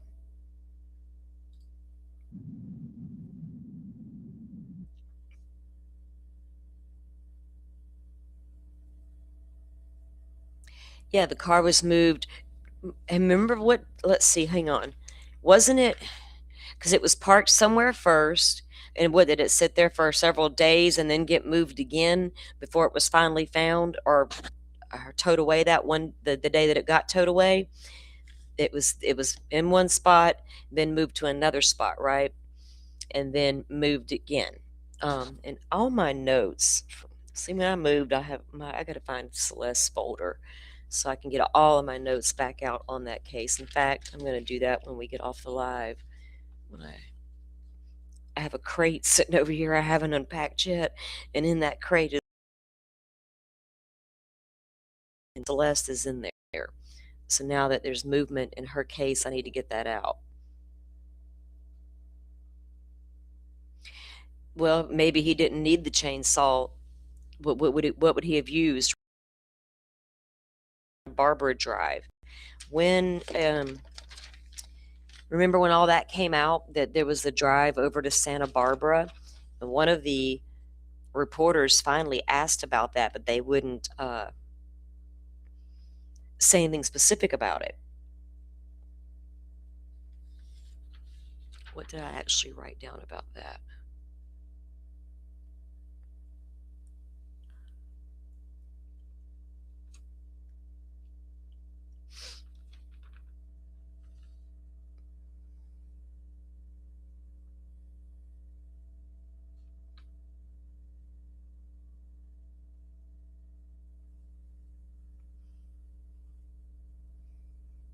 You think he'll say it was all for his shows, Rachel? You mean like the incinerator and the chainsaw? Oh, Lord, who do you think he is? Ozzy Osbourne? Like, right, right.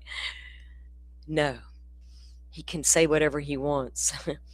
You can't just say it, though. You got to prove it. Well, if you're getting ready to launch a tour, your set design better already be happening. You're so broke, you got to do it yourself. David's like, I got to do my pyrotechnics myself. Hold up and buy an incinerator. That'll work. Oh, let me get one of them chainsaws. We'll just go run on the stage, right? Good luck with all that. Hey, Shabugs, you were shocked a little bit. What was the most shocking part? It sounds like they have more evidence than we're aware of. It makes you wonder, though, with the grand jury failing to return an indictment, and then they come out here today with these really strong charges, and it does make it sound like we got a lot. But is it a lot? But still, her and all this other, plus all this digital evidence. More that digital is going to get them, because if there's any way they have direct communication, they have to have it, where he communicated with her on the 23rd and asked her to come to that home, lie in wait, right? There has to be. You can't just make that up. I can't have one of Celeste's friends come and tell me that cute story and me go think that's going to hold up in court. Hearsay. Or one of David's friends say, maybe, I don't know, example, Neo come and said that story. Can't walk into court and say that, right? Hearsay. So there's something up with the April 23rd. And Celeste is not here to tell them the story, right? Or is she? Is it all on her phone? And was the communication alone not enough, right? Just because he says, or they're having an argument and he's saying, come to the house, she agrees, that still doesn't mean he did, you know what I mean? There has to be more once that happened. And I still want to know how many friends, what the people they have interviewed so far, and the ones that did talk to them, what was the last date they claim they saw Celeste? Can they pinpoint in their mind? Now, a lot of them, I do not think all these young partiers are going to know the exact date and time this and that happened, but they better be close enough to recall, right? Better be close enough.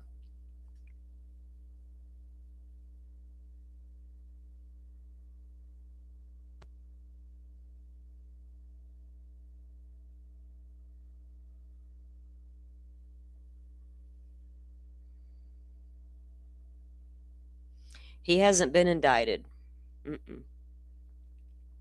We established that the other day when he got arrested. There is no grand jury indictment here. They failed to return one, or they stopped seeking one. Remember, we know that Neo his parents didn't want to go testify before the grand jury.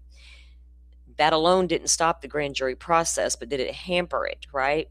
Neo apparently finally did. He got arrested and all that, but apparently he finally did talk to them.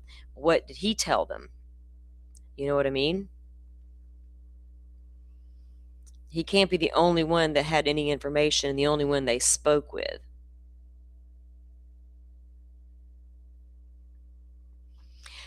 That's what I'm trying to figure out, Shabugs. Did they finally feel like they had enough evidence? Did digital forensics finally get back? Did something finally come back, or another person finally talk? And they're like, you know what? We don't even need the indictment after all. We got enough to charge without a grand jury indictment now. I think that might have been at play here, because we absolutely know David's parents wanted no part of coming to testify.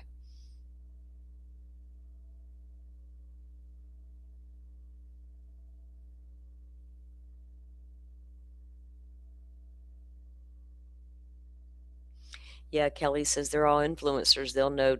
Well, if they have a picture posted. But I mean, if you're over at David's house partying a couple times a week or whatever, and you saw Celeste, are you going to be like, that was last Wednesday? That was last Tuesday. That's what I meant. Not like, of course, all the stuff they're posting is going to have timestamps related, and some or photos on their phones, even, right? Sitting around the house partying. That would be interesting to get a timestamp on that. Yeah, we haven't heard a lot about that girl, that Asia girl. It was all about Neo. What does Neo know? Because Fisher put out the red flag on Neo a long, long time ago. And we knew he didn't want to go testify either. So I don't know if they were able to finally develop enough evidence on their own and say, okay, we got enough. Because you can't charge murder one like this without some pretty damn good evidence. You're going to fall flat in court. And you don't want that. You don't want to overcharge. Look, Karen Reed. If anything happened there, you overcharged this lady from the get-go. I don't know what happened out there that day in Canton that night in the snow, because y'all made a fuckery out of all of it. Have no fucking clue 2 trials later. But, yeah, I don't know. Let's hope they don't screw it up, right? Don't screw shit up. Get it right the first time. I think Neo can't be the only one to know stuff, though, right? There was a little posse there hanging out. Y'all know how these people roll out there in LA in these partying situations. There's like a whole handful, a little clan of them. Everywhere you go, I go, we go, right? Our little entourage. How many of those people knew Celeste, and was the last time they can clock her? When did you see her last? But something damn sure happened on the 23rd, didn't it? To get her to come over there. Now, I'm willing to bet they got some kind of communications by phone.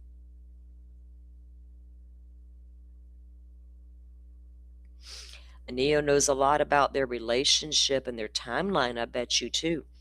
You know, when Celeste began to come around, how that started, when it started.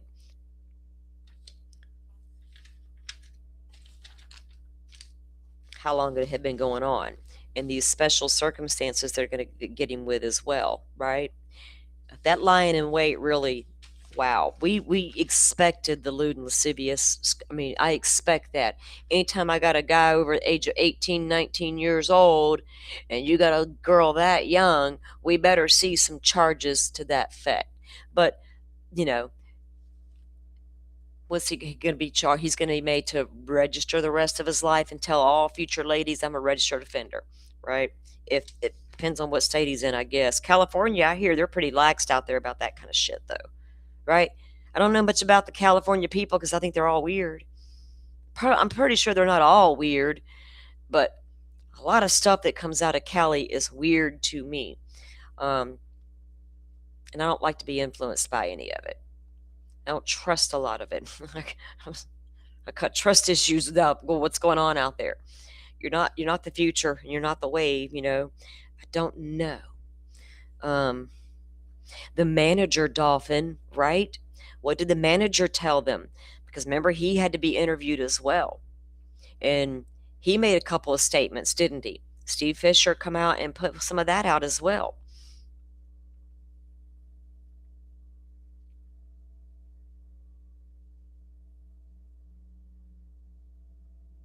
Yeah. You know, people, let me see. As far as California giving the death penalty, I couldn't tell you. From what I haven't looked at that state, and I have tried not to look at that state in decades and years. I don't know who's got the death penalty and who doesn't, because honestly, it doesn't matter to me, right? Because here's the reason why it doesn't. Because when it becomes a death penalty case, oh my God, the world crumbles. People come out of the woodworks. We can't have death penalty. And I'm like, why is that the discussion? It's a criminal case. Why are we discussing the punishment before the end of the trial, right? And that's going to be discussed for 100 years. So I never look for that. Just put their motherfucker ass, put them away forever. I don't care. Stick them in prison for the rest of their natural life. They're going to die either way. Let's do that. California has the DP, but it's suspended. Yeah, they hadn't used it in decades, and they don't. We got last time I checked, they wanted us to all just be like cool with everything. And if we weren't cool with everything, we were so close-minded and narrow, you know, especially especially folks like me beneath the Mason-Dixon line. We close-minded and narrow, don't know a fucking thing because we're idiots.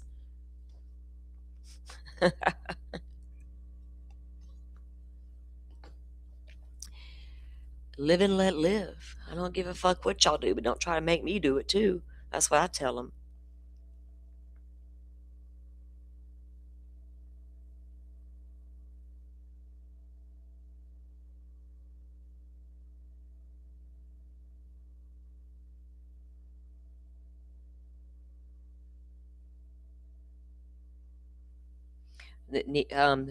Both. Let's see. Yeah, the manager knew. Here's the thing, too, Dolphin, with the manager knowing of Celeste, did he even know her real age? Are we that now? I'm not so naive. Okay, I was a teenager in the 80s. Do I think Celeste Rivas was honest about her age? Hell no. Hell no. None of those half-grown people are going to want to hang out. I'm about to lie and tell them I'm a lot older than I am, and they're going to believe me because they don't know any better. Who do they know to ask, right? Because we heard that in the beginning, that some people came out and said, well, we knew of her, but we didn't know she was that young, right? If you're David and you're Celeste, you're not telling every single friend her exact age. There's going to be lies. I guarantee.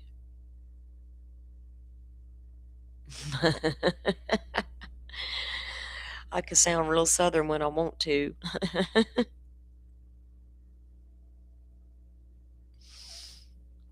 That dude outside the lawnmower getting on my nerves, though. He could have done that shit the other day. Like, why can I have one peaceful day in my home, in my yard?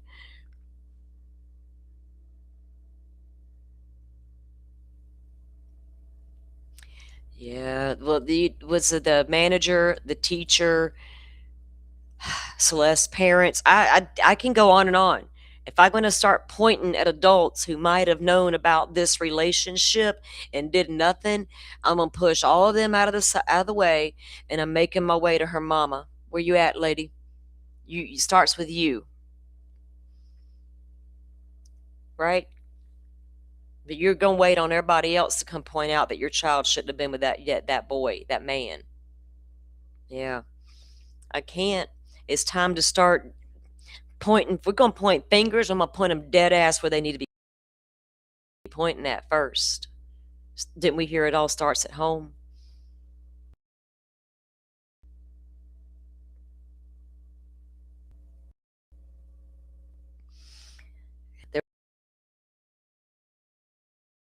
Was a lot said, Dolphin. You talking about the manager alone? I don't know things. I remember when I first started hearing the stuff he was saying, I'm like, what he claimed, he doesn't even live in the state of California, right? He was living in another state and didn't know anything. I'm like, dude, whatever, just whatever. Would you over here protecting your ass at the moment? Let's not sugarcoat it, mister. You're protecting your own tail. Fine. I'm going to push you to the side because somebody else should have been in charge of that child, starting with the parents.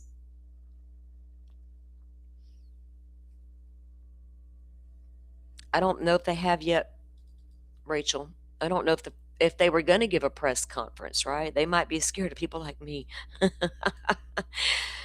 Because if we're going to be honest, time for journalists to start being journalists. And if we ask questions,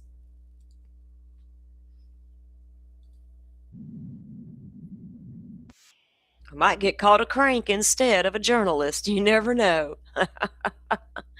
I cannot fucking deal today. I haven't seen, I don't know if the parents were actually going to come out and take questions or if they would release a statement, right, through the attorneys. I did want to pull up this one article I had, though, with, let me get this pulled up. I would think they'll probably release a statement. They might have got advised not to do a question and answer session, right? Like, I don't sit there and blame them, but if I'm going to point fingers and blame people, I need to go look at them first. Yeah, Happy, he's not been arraigned yet, has he, formally? So I won't be able to get anything down until later and everything gets filed. What was I going to do here? Okay, I know what I'm doing. I know what I'm doing. It may not appear that I do, but I do. Oh, I almost forgot about this. United Cajun Navy coming in hot. We got their whole entire plan that they dropped on the doorsteps of the Pima County Sheriff's Department. Talking about we can help. We'll get to that. Almost forgot I had that.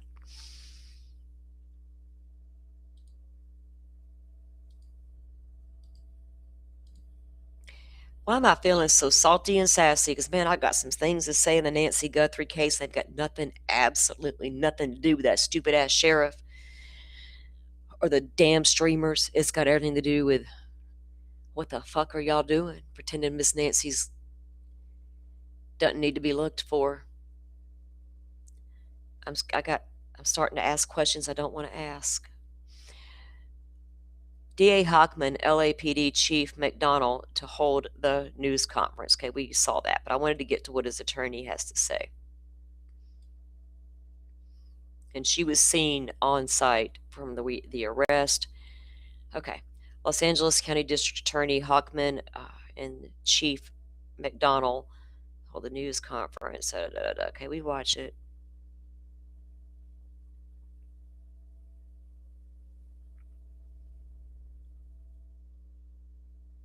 And we saw the video of him being taken into custody.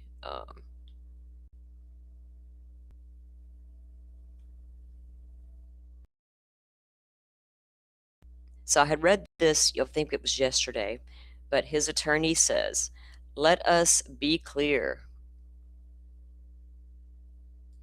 The actual evidence in this case will show that David Burke did not murder Celeste Rivas Hernandez, and he was not the cause of her death. Says, no, there has been no indictment returned by any grand jury in this case, and no criminal complaint filed. David has only been detained under suspicion. We will vigorously defend his innocence. He is not... Damn, that's a loud airplane. He was not the cause of her death. So I don't know how she intends to fight that.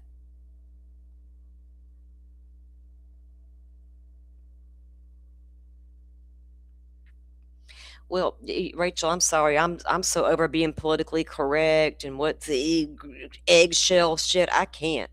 I cannot walk on eggshells. I cannot hide the way I feel. Y'all feel it too, then by God say it. Because as a society, we should be telling the parents, we're tired of you. We will help you look for your child, but stop relying on us.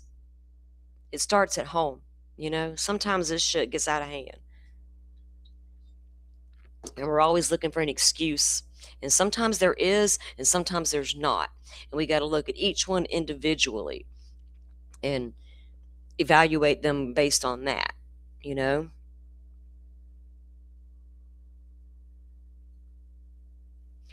Yeah, we read that a while back, didn't we, Dolphin?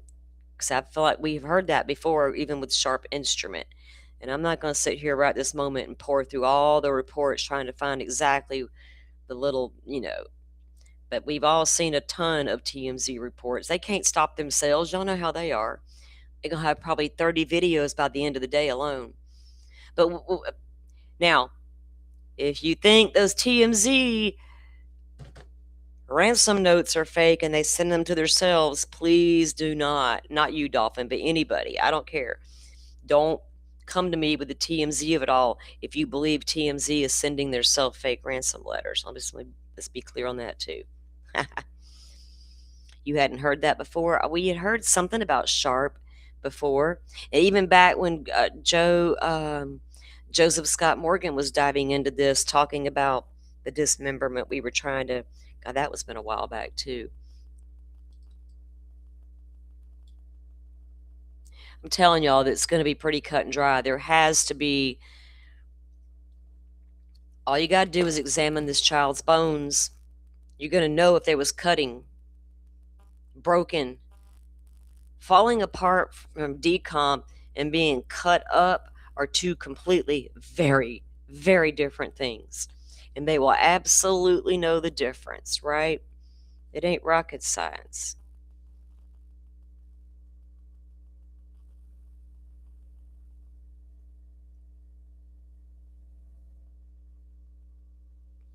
Okay, but well, that's the same one I looked at a few minutes ago on there. Yeah. We don't know if what all they found in David's home. Now, remember when they searched David's place, then Steve Fisher got in there, and then Steve found a couple of things they didn't take, like the unused chainsaw and the incinerator. But what did they find in that home and take of the sharp cutting nature, right?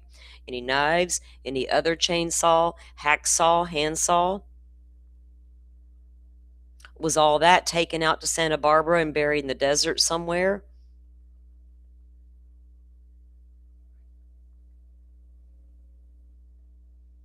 I know the prosecutors haven't said anything. I'm not talking about prosecute. What do you mean? We have heard in other articles in the past about sharp stuff possibly being used. But what you're specifically talking about, an article link, I have no way of looking that up right this minute. But I mean, it won't be surprising to me if that comes up, because they're going to be able to look at the body and tell. Yeah, you don't get put in two separate bags from natural decomp.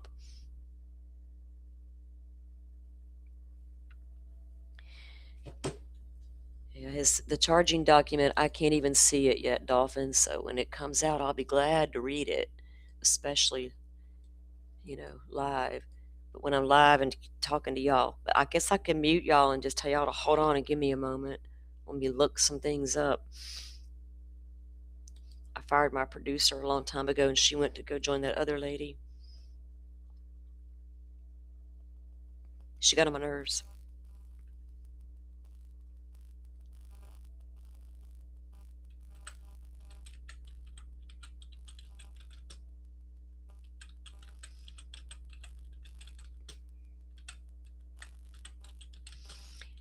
And you know that by now, the medical examiner absolutely knows if there were cut marks on her bones. It's not like they got to go find out now.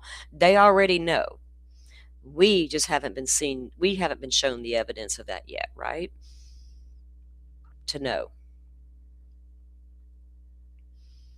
I think so much of this is like,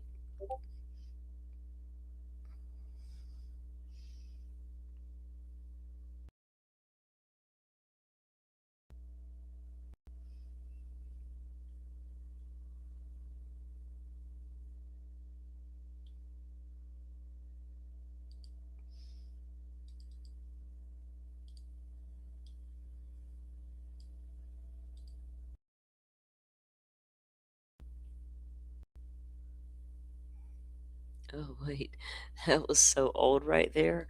Wow. Okay, let me look at something. Yes, his arraignment is at 1:30 is my understanding too. My understanding, Kelly, is 1:30.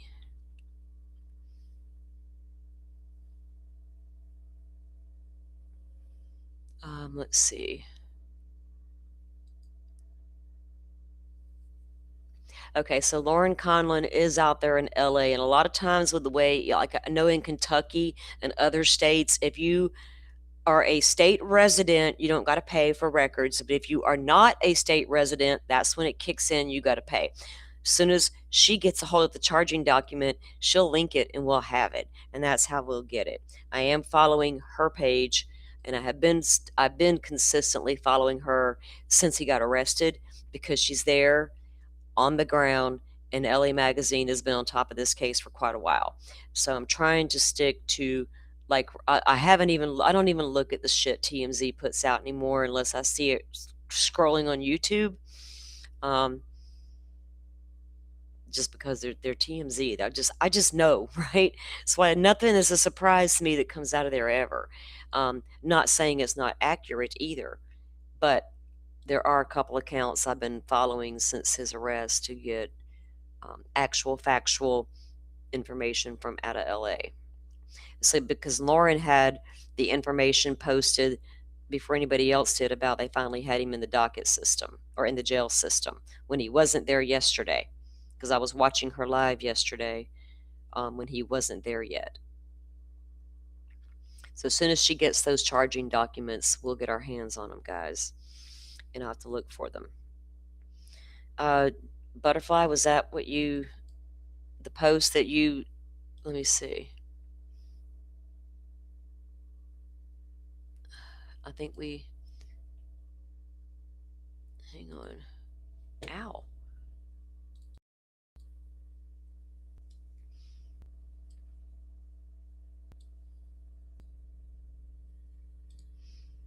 I'm going to go right to this page, Butterfly, because pulling stuff up from there on my computer sucks.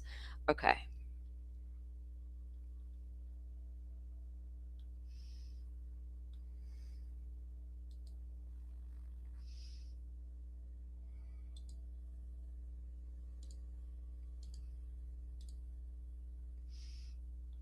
Okay. 11 minutes ago, the official charges in the case of the people of the state of California versus David Anthony Burke. Count 1, murder, PC 198. Special allegations of lying in wait, murder for financial gain, murder to prevent testimony, use of a deadly weapon. Count 2, continuous sexual abuse of a child. Count 3, mutilate grave remains. Of note, the murder offense date is 4/23/2025, and the mutilate grave remains 5/5/25. The sex abuse goes back to 2023. Let's see, stuff's just now starting to appear in the docket, so we will have to grab those documents, and that's what I'll look for this evening. I will check the documents and what can we pull out? I wonder if May 5th is when they went to Santa Barbara. I thought I had that date highlighted, Dolphin, of when they made that trip over to Santa Barbara.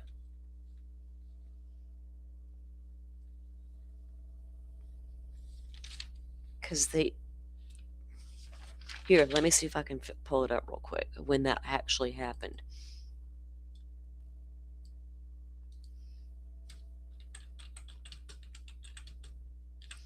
I need to find my folder too.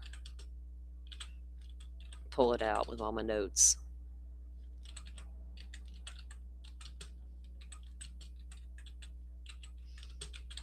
My timeline is in there too.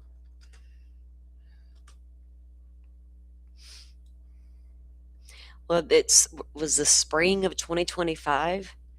According to law enforcement, he traveled to Santa Barbara area in early spring of 2025.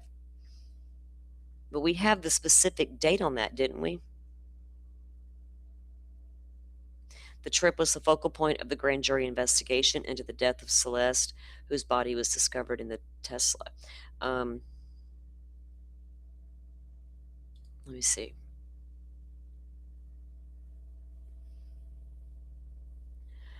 I swear to God, one more paywall. One more. You get the fuck out of my face with that shit.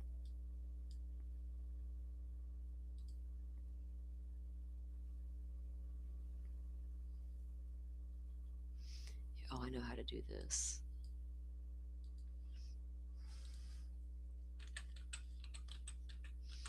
Because I know Steve did a lot of reporting on that trip. And I'll have to go back through his Twitter and look. So I have to get off of here to go do research, because doing it while I'm here, I'll forget y'all are here and y'all be like, why is she not talking? I'll be like, oh shit, I forgot I'm live. I'm researching. I'm deep in a rabbit hole and haven't said a word. Night. Okay. Let me see. Late night window of the spring of 2025. So he reportedly drove in the middle of remained there for several hours. Every time I pull up my second screen, I'm losing connection. So I got to fix my connection, get that back in the way it's supposed to be, and we'll have to look up for all the updates. I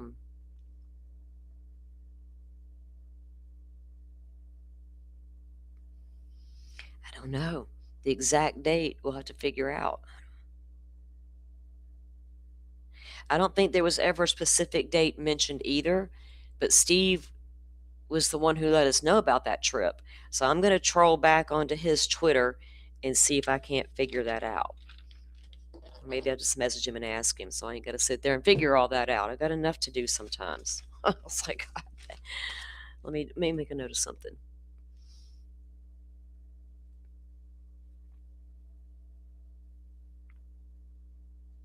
I have to go pull out my folder out of this crate so I can get my notes out with my timeline on it, and I'll go back through Steve's post on the case and maybe even look up some of the interviews that he did, and we can review some of those together this week coming up. It's called salty squirreling. Girl, I do that enough. Like today's like that day. Like I could do 15 things at one time and it doesn't bother me, but it might confuse everybody else. Like for real, I could have 15 things at one time happening and my brain is fine with that. I'm the kind of person who's got to make myself just, hey, chick, it's okay. Lay down, turn the brain off, watch mindless TV and do nothing. I'm like, but that's boring. It's not intriguing enough. But I will get everything together so we can follow up on this and keep an eye out on all the new documents coming down. Like I said, let me look at my notes here about something.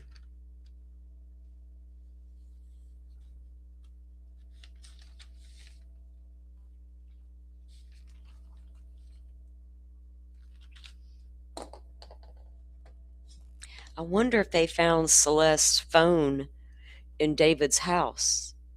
Did he get rid of her phone too? I mean, they can pull her phone records, right? But what about the physical phone itself?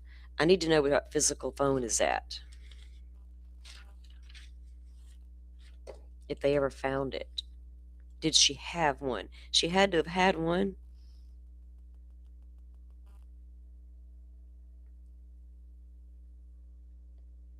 Who was paying for her phone?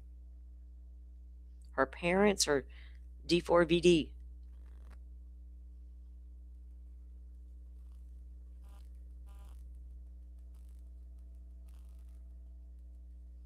Where in Santa Barbara did they travel to that night, right?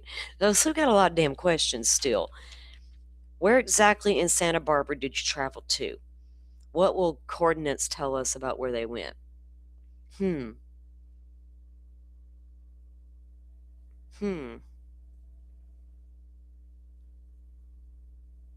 are all doing the same thing. Look, we can't all be squirrely and crazy. If we're trying to find the information, if y'all find something specific, let me know exactly what it was you found, right? It's like I get 3 things and I'm like, I don't know which one, what does it have in it? It's like, give me the little more information. Yeah. That would be nice, Dolphin. If she had an iPhone, chances are it was syncing to the cloud, right? And chances are she did have an iPhone. Most kids don't want a Samsung. They want the iPhone like all their friends, so they can do the FaceTime thing or whatever it is they do, all that. So she probably had an iPhone. Was it being backed up to cloud like that? Because you know damn well they want all that extraction information on her phone, on any of it. And if they didn't find the physical phone, they can still pull the records, like we said. And depending on what she did do, Dolphin, what were they able to learn from her phone extraction, right? And what about David's phone? Y'all are just arresting him. That's a long time for him to have access to his phone. Now, we know even if he deletes stuff, it can still be recovered. Even if he factory resets, there could still be things recovered. I don't know how much of his phone they could subpoena without arresting him before, you know what I mean? Like, they can't just be like, here, judge, we want to do a full extraction on this guy's phone. You arrested him, right? Like, no. No, not yet. We're going to wait and pull the phone first. Judge is going to be like, what? What? Yeah, I mean, I know Dolphin, but I'm saying most kids her age probably have an iPhone. The kids in my world all want iPhones, even the 10-year-olds, right? I'm just saying that's what I meant. I understand how they all work. I have a Samsung phones. I'm the holdout. Don't want one. I'm rolling with my Samsung to the day I can't roll no more. Aren't we, baby? But most children want the iPhone, including my own, right? My account has like an Android and it's got a whatever.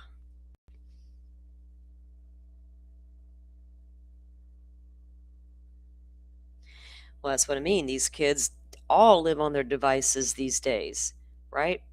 What we don't know what the car could have yielded.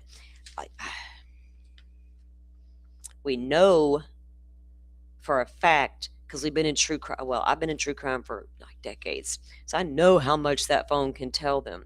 I know how little it can tell them too. I know just how you can get your hopes up about a phone extraction and then realize, damn it, man. I've been let down by phone extractions in cases too. Delphi, Indiana. I'm just saying. See, that case is all. Nothing they did in that case is correct. Dolphin, I proved my point with the cameras, me and the grandbaby, him and his fancy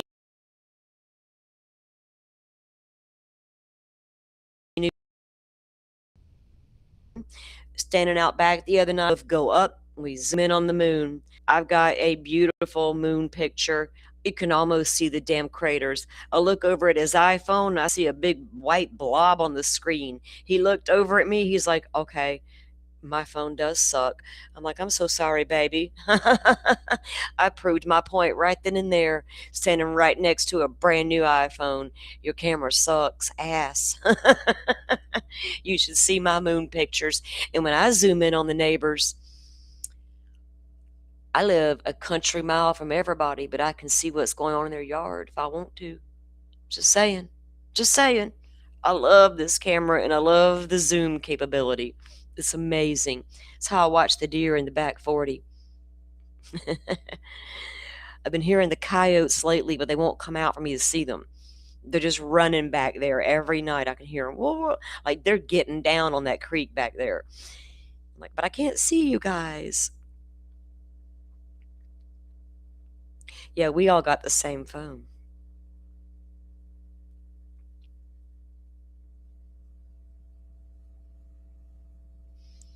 We do. All right, guys. Well, I'm going to go and let these dogs out, get my afternoon on, get my dinner going later, and eat some food. And I'm going to be doing some research. I'm going to get together a better timeline of stuff with the, let me get my case file back together. Where did I see? It was in an article. Let me pull up the article. I'll show you guys. But tomorrow we'll come live and talk about it.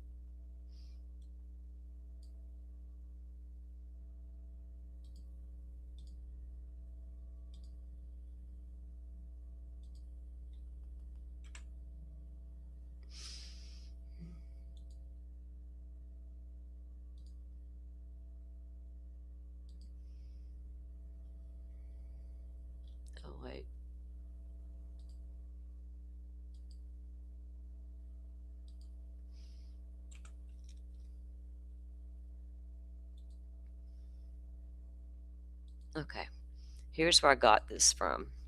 And then I have the PDF separate because I'm curious. What? Okay. Nancy Guthrie, sheriff under pressure as petition demands. Now, tomorrow is the 21st, and that is the next city council meeting in Pima County, and that is the deadline for the sheriff to bring his answers to their questions as to why you lied to all of us, sir. That's tomorrow.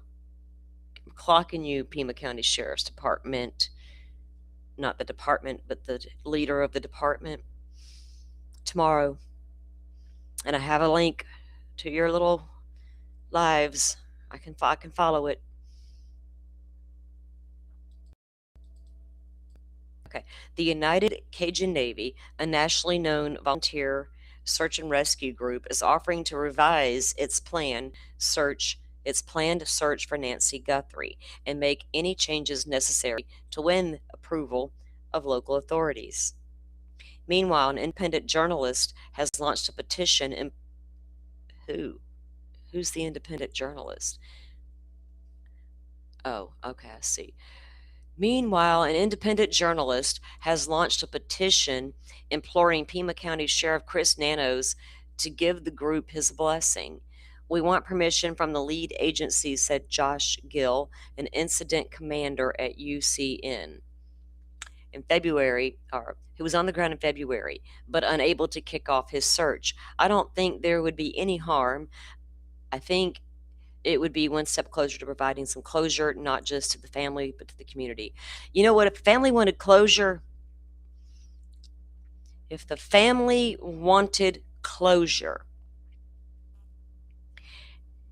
maybe they should come out together and beg all of the public and not just one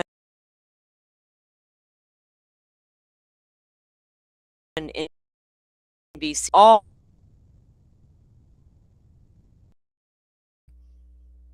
But we don't, any other case of a missing person and the family doesn't hold a press conference and beg us to help them, society or true crime automatically says you're guilty of something because you're not asking for us to do it. I'm feeling some type of way. I'm trying not to. I wonder who the social media person is that's trying to get y'all to do this, though. I want to know who's behind that. Okay, so here's what he did.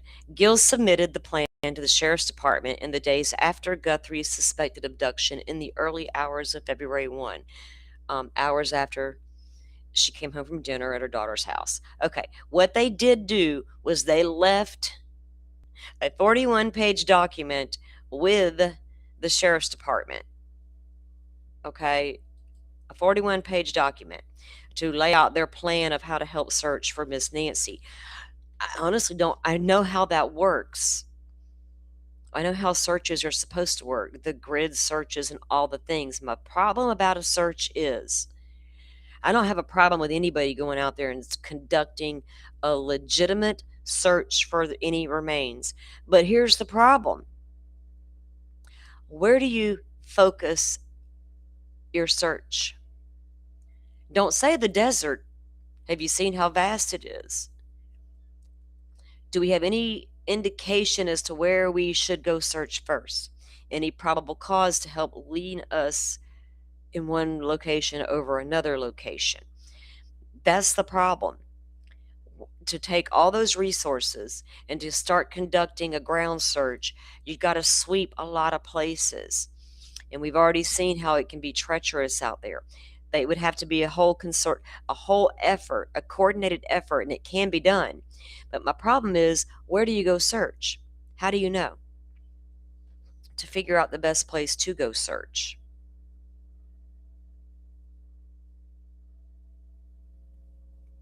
Yeah, the arraignment hasn't happened yet. And I think, what's his name? Was it Law and Crime? I think we're going to air it too. But so we'll see what comes up. But I did get the 41-page thing. I haven't looked at it yet. I was like, is this like their standard operational Did we just get the whole entire operation manual to how the Cajun Navy would actually operate, right, during an investigation or during a search and rescue mission? So I'm gonna look at it later and see what they have to say for themselves, because you never know.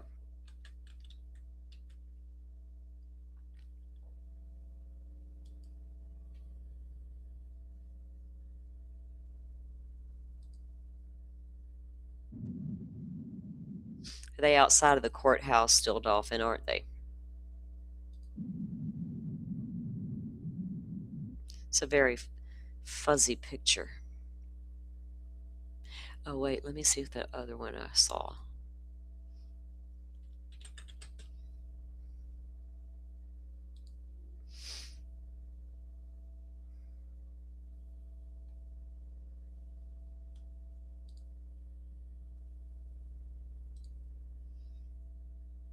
Mm-mm.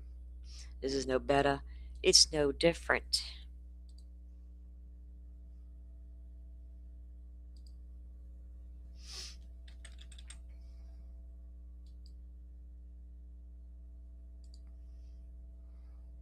It's cleared up now. Now it's clearing up on my end. I'll show you what we're looking at, guys. And like Dolphin said, y'all can go find the same feed. It's the Associated Press. They're outside of the courthouse there. Criminal courts. I have it muted at the moment. Let's see.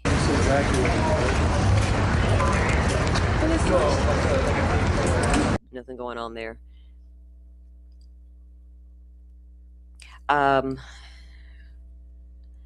Actually, let me see. It's clear now, Dolphin. It wasn't for me at first. That's what I meant. When I looked at it a few minutes ago, it was blurry. When I checked back a second ago, it was that way, but now it's finally clearing up. When I first put it on twice, that could have been just me, though. I'm just saying.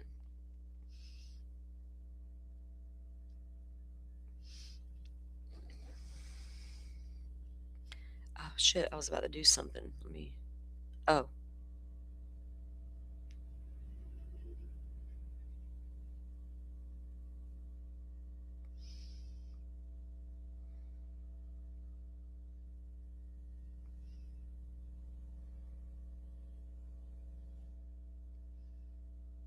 Okay.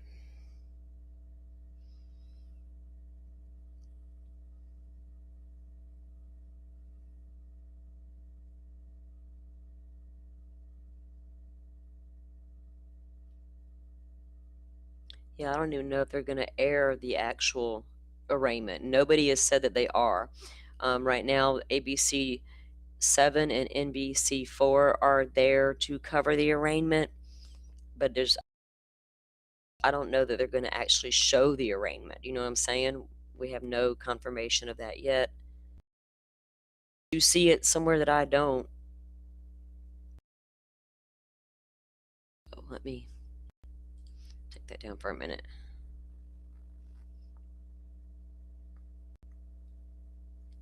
I gotta get myself wired back in. I gotta get myself all fixed back up again. Like, literally just remembered. Okay.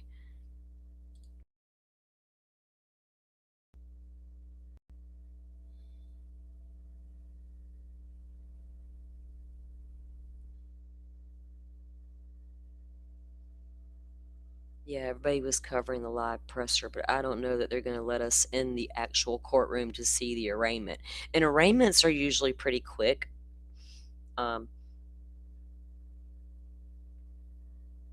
happen pretty quick sometimes.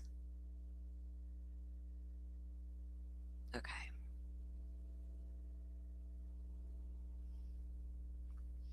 Yeah, we'd all like to know what they say, but usually with an arraignment, it's just a guilty, you enter a plea. It's just like a fucking formality. In Florida, arraignments, you don't even got to have the defendant there. I don't even think Nick was what's his name? Reiner. I don't think he was there for his arraignment. I know that arraignments here, they don't always come. Their attorney will come. Some of them may do video, so I don't even know. if they're going to air it live or not. From what I've been seeing, it's just going to be reports from local media inside there. Let me see who just called me. Oh, I'll get back to you.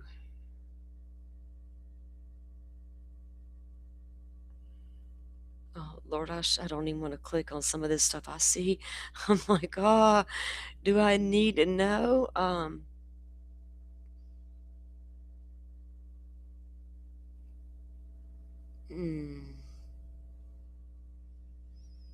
Yeah, I'm just gonna do myself a favor and not. I'm gonna do myself a favor and not go down that rabbit hole. Wow. A crank? Did someone call? No, I was being a smartass, Simi. Anybody who, in the Delphi case, if you even breathe or utter the word, there might not be the right guy, you might be called a crank. That's what it is. I was being a smartass. People who support a new trial for Richard Allen were just called cranks and therefore can't be taken seriously. Therefore, a bunch of dummies on the internet making up stuff, right? That's why I don't like to even be associated with it, because in my opinion, it actually takes away from a real, legitimate concern for the case. And right now, I have been turned off from covering Delphi so many times because I know people don't take it seriously enough.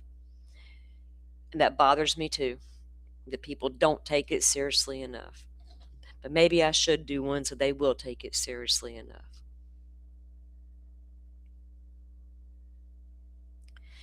Dolphin, that's not the only time you'll run into that. You know, everybody don't package it up as neatly as Idaho does, unfortunately. It's just like in the Ohio case for Tepe. You can go and you can see, but you can't see the documents. You don't even get a full fact of what's there. So I feel your pain. I've been dealing with it for a long time with a lot of different records, and it sucks. People think we are automatically going to get a record and we should all have access to it, but it's simply not as easy as that, you know? And I think as people are in the space more and more, they realize that it's not always so easy. And not everybody wants to share a document when they get it. Like, nope, it's my document and you can't have it. You know what you can do with your document? You can wipe your ass with it. Sorry. Ugly people in this sphere. Keith, I know. Keith's another one. He's been another one of the targeted. And they are trying to dox you now. That's okay, Keith, because I'm seeing it, and I got your back. And I do want to talk about it. I sent you a message, by the way, over on X. Check it for me, okay? We're gonna talk, because I'm watching what's going on. I see it. I don't know all of it 100%, but I know enough. And you can't be in this. It's so weird with that case. So fucking weird. It's kind of like the Idaho 4 case. You can't even have a decent show and talk about it without a bunch of 2-year-olds wanting to run up in your chat and run amok. Like, maybe we'll have to do a members only live. And I'll just give everybody a free membership to come watch it, because I don't care. I keep all the weirdos out.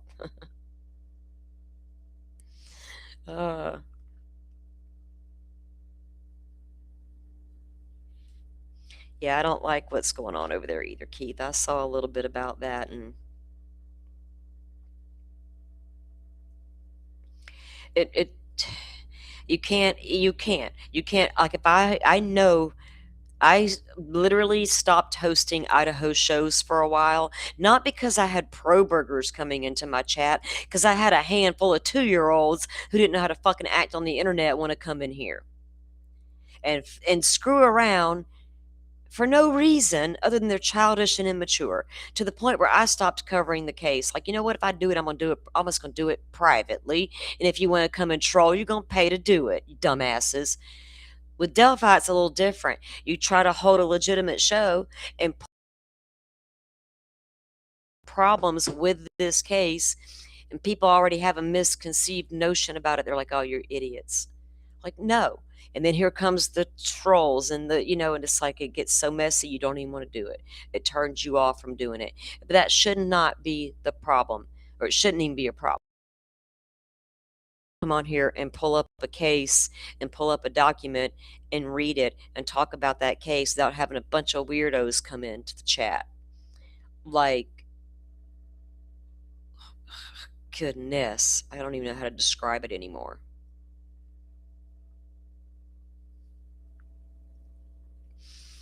Yes, we are here. We're here, Keith. All right, guys, I'm going to let you go. I'll troll around and look for updates. Y'all can go watch the AP, see if they air this arraignment or not. As soon as they start putting, honestly, if he hasn't been formally arraigned yet, nothing's been put into the docket yet. I know how this, this ain't my first rodeo when it comes to court cases and pulling up documents. I've been trying to tell some fool I know personally it's not in there yet because you haven't had arraignment yet. This guy hasn't been arraigned yet either. So let him get arraigned. Let them get the documents uploaded, and we'll see what we can pull then. I can't I can't jump out ahead and grab what ain't there yet. So we'll be following up on it, and as soon as we can get our hands on some of this stuff, we will. Now, I do have a big interview with Timothy Busfield's attorney that I want to share with you guys, and oh my God, it's enough to make you want to spit nails. So I want to review that with you guys. Probably do that in the morning. Yeah, Dolphin, that not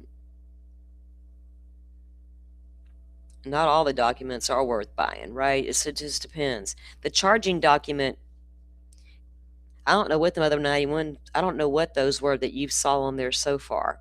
That's not discovery, unless his attorney's like, oh, you haven't not even filed a formal complaint, but let me file for discovery. 91 pages or 91, whatever, whatever that number was. 91 records worth, right? Who knows what that even is? Or it may not even be relevant. Just like Paula mentioned in the 35 or whatever it was in the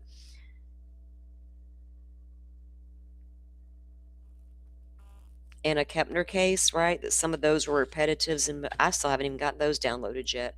Anyway, a lot going on. All right, guys, y'all go have a rest of your, let me say that correctly. Go have a beautiful rest of your day.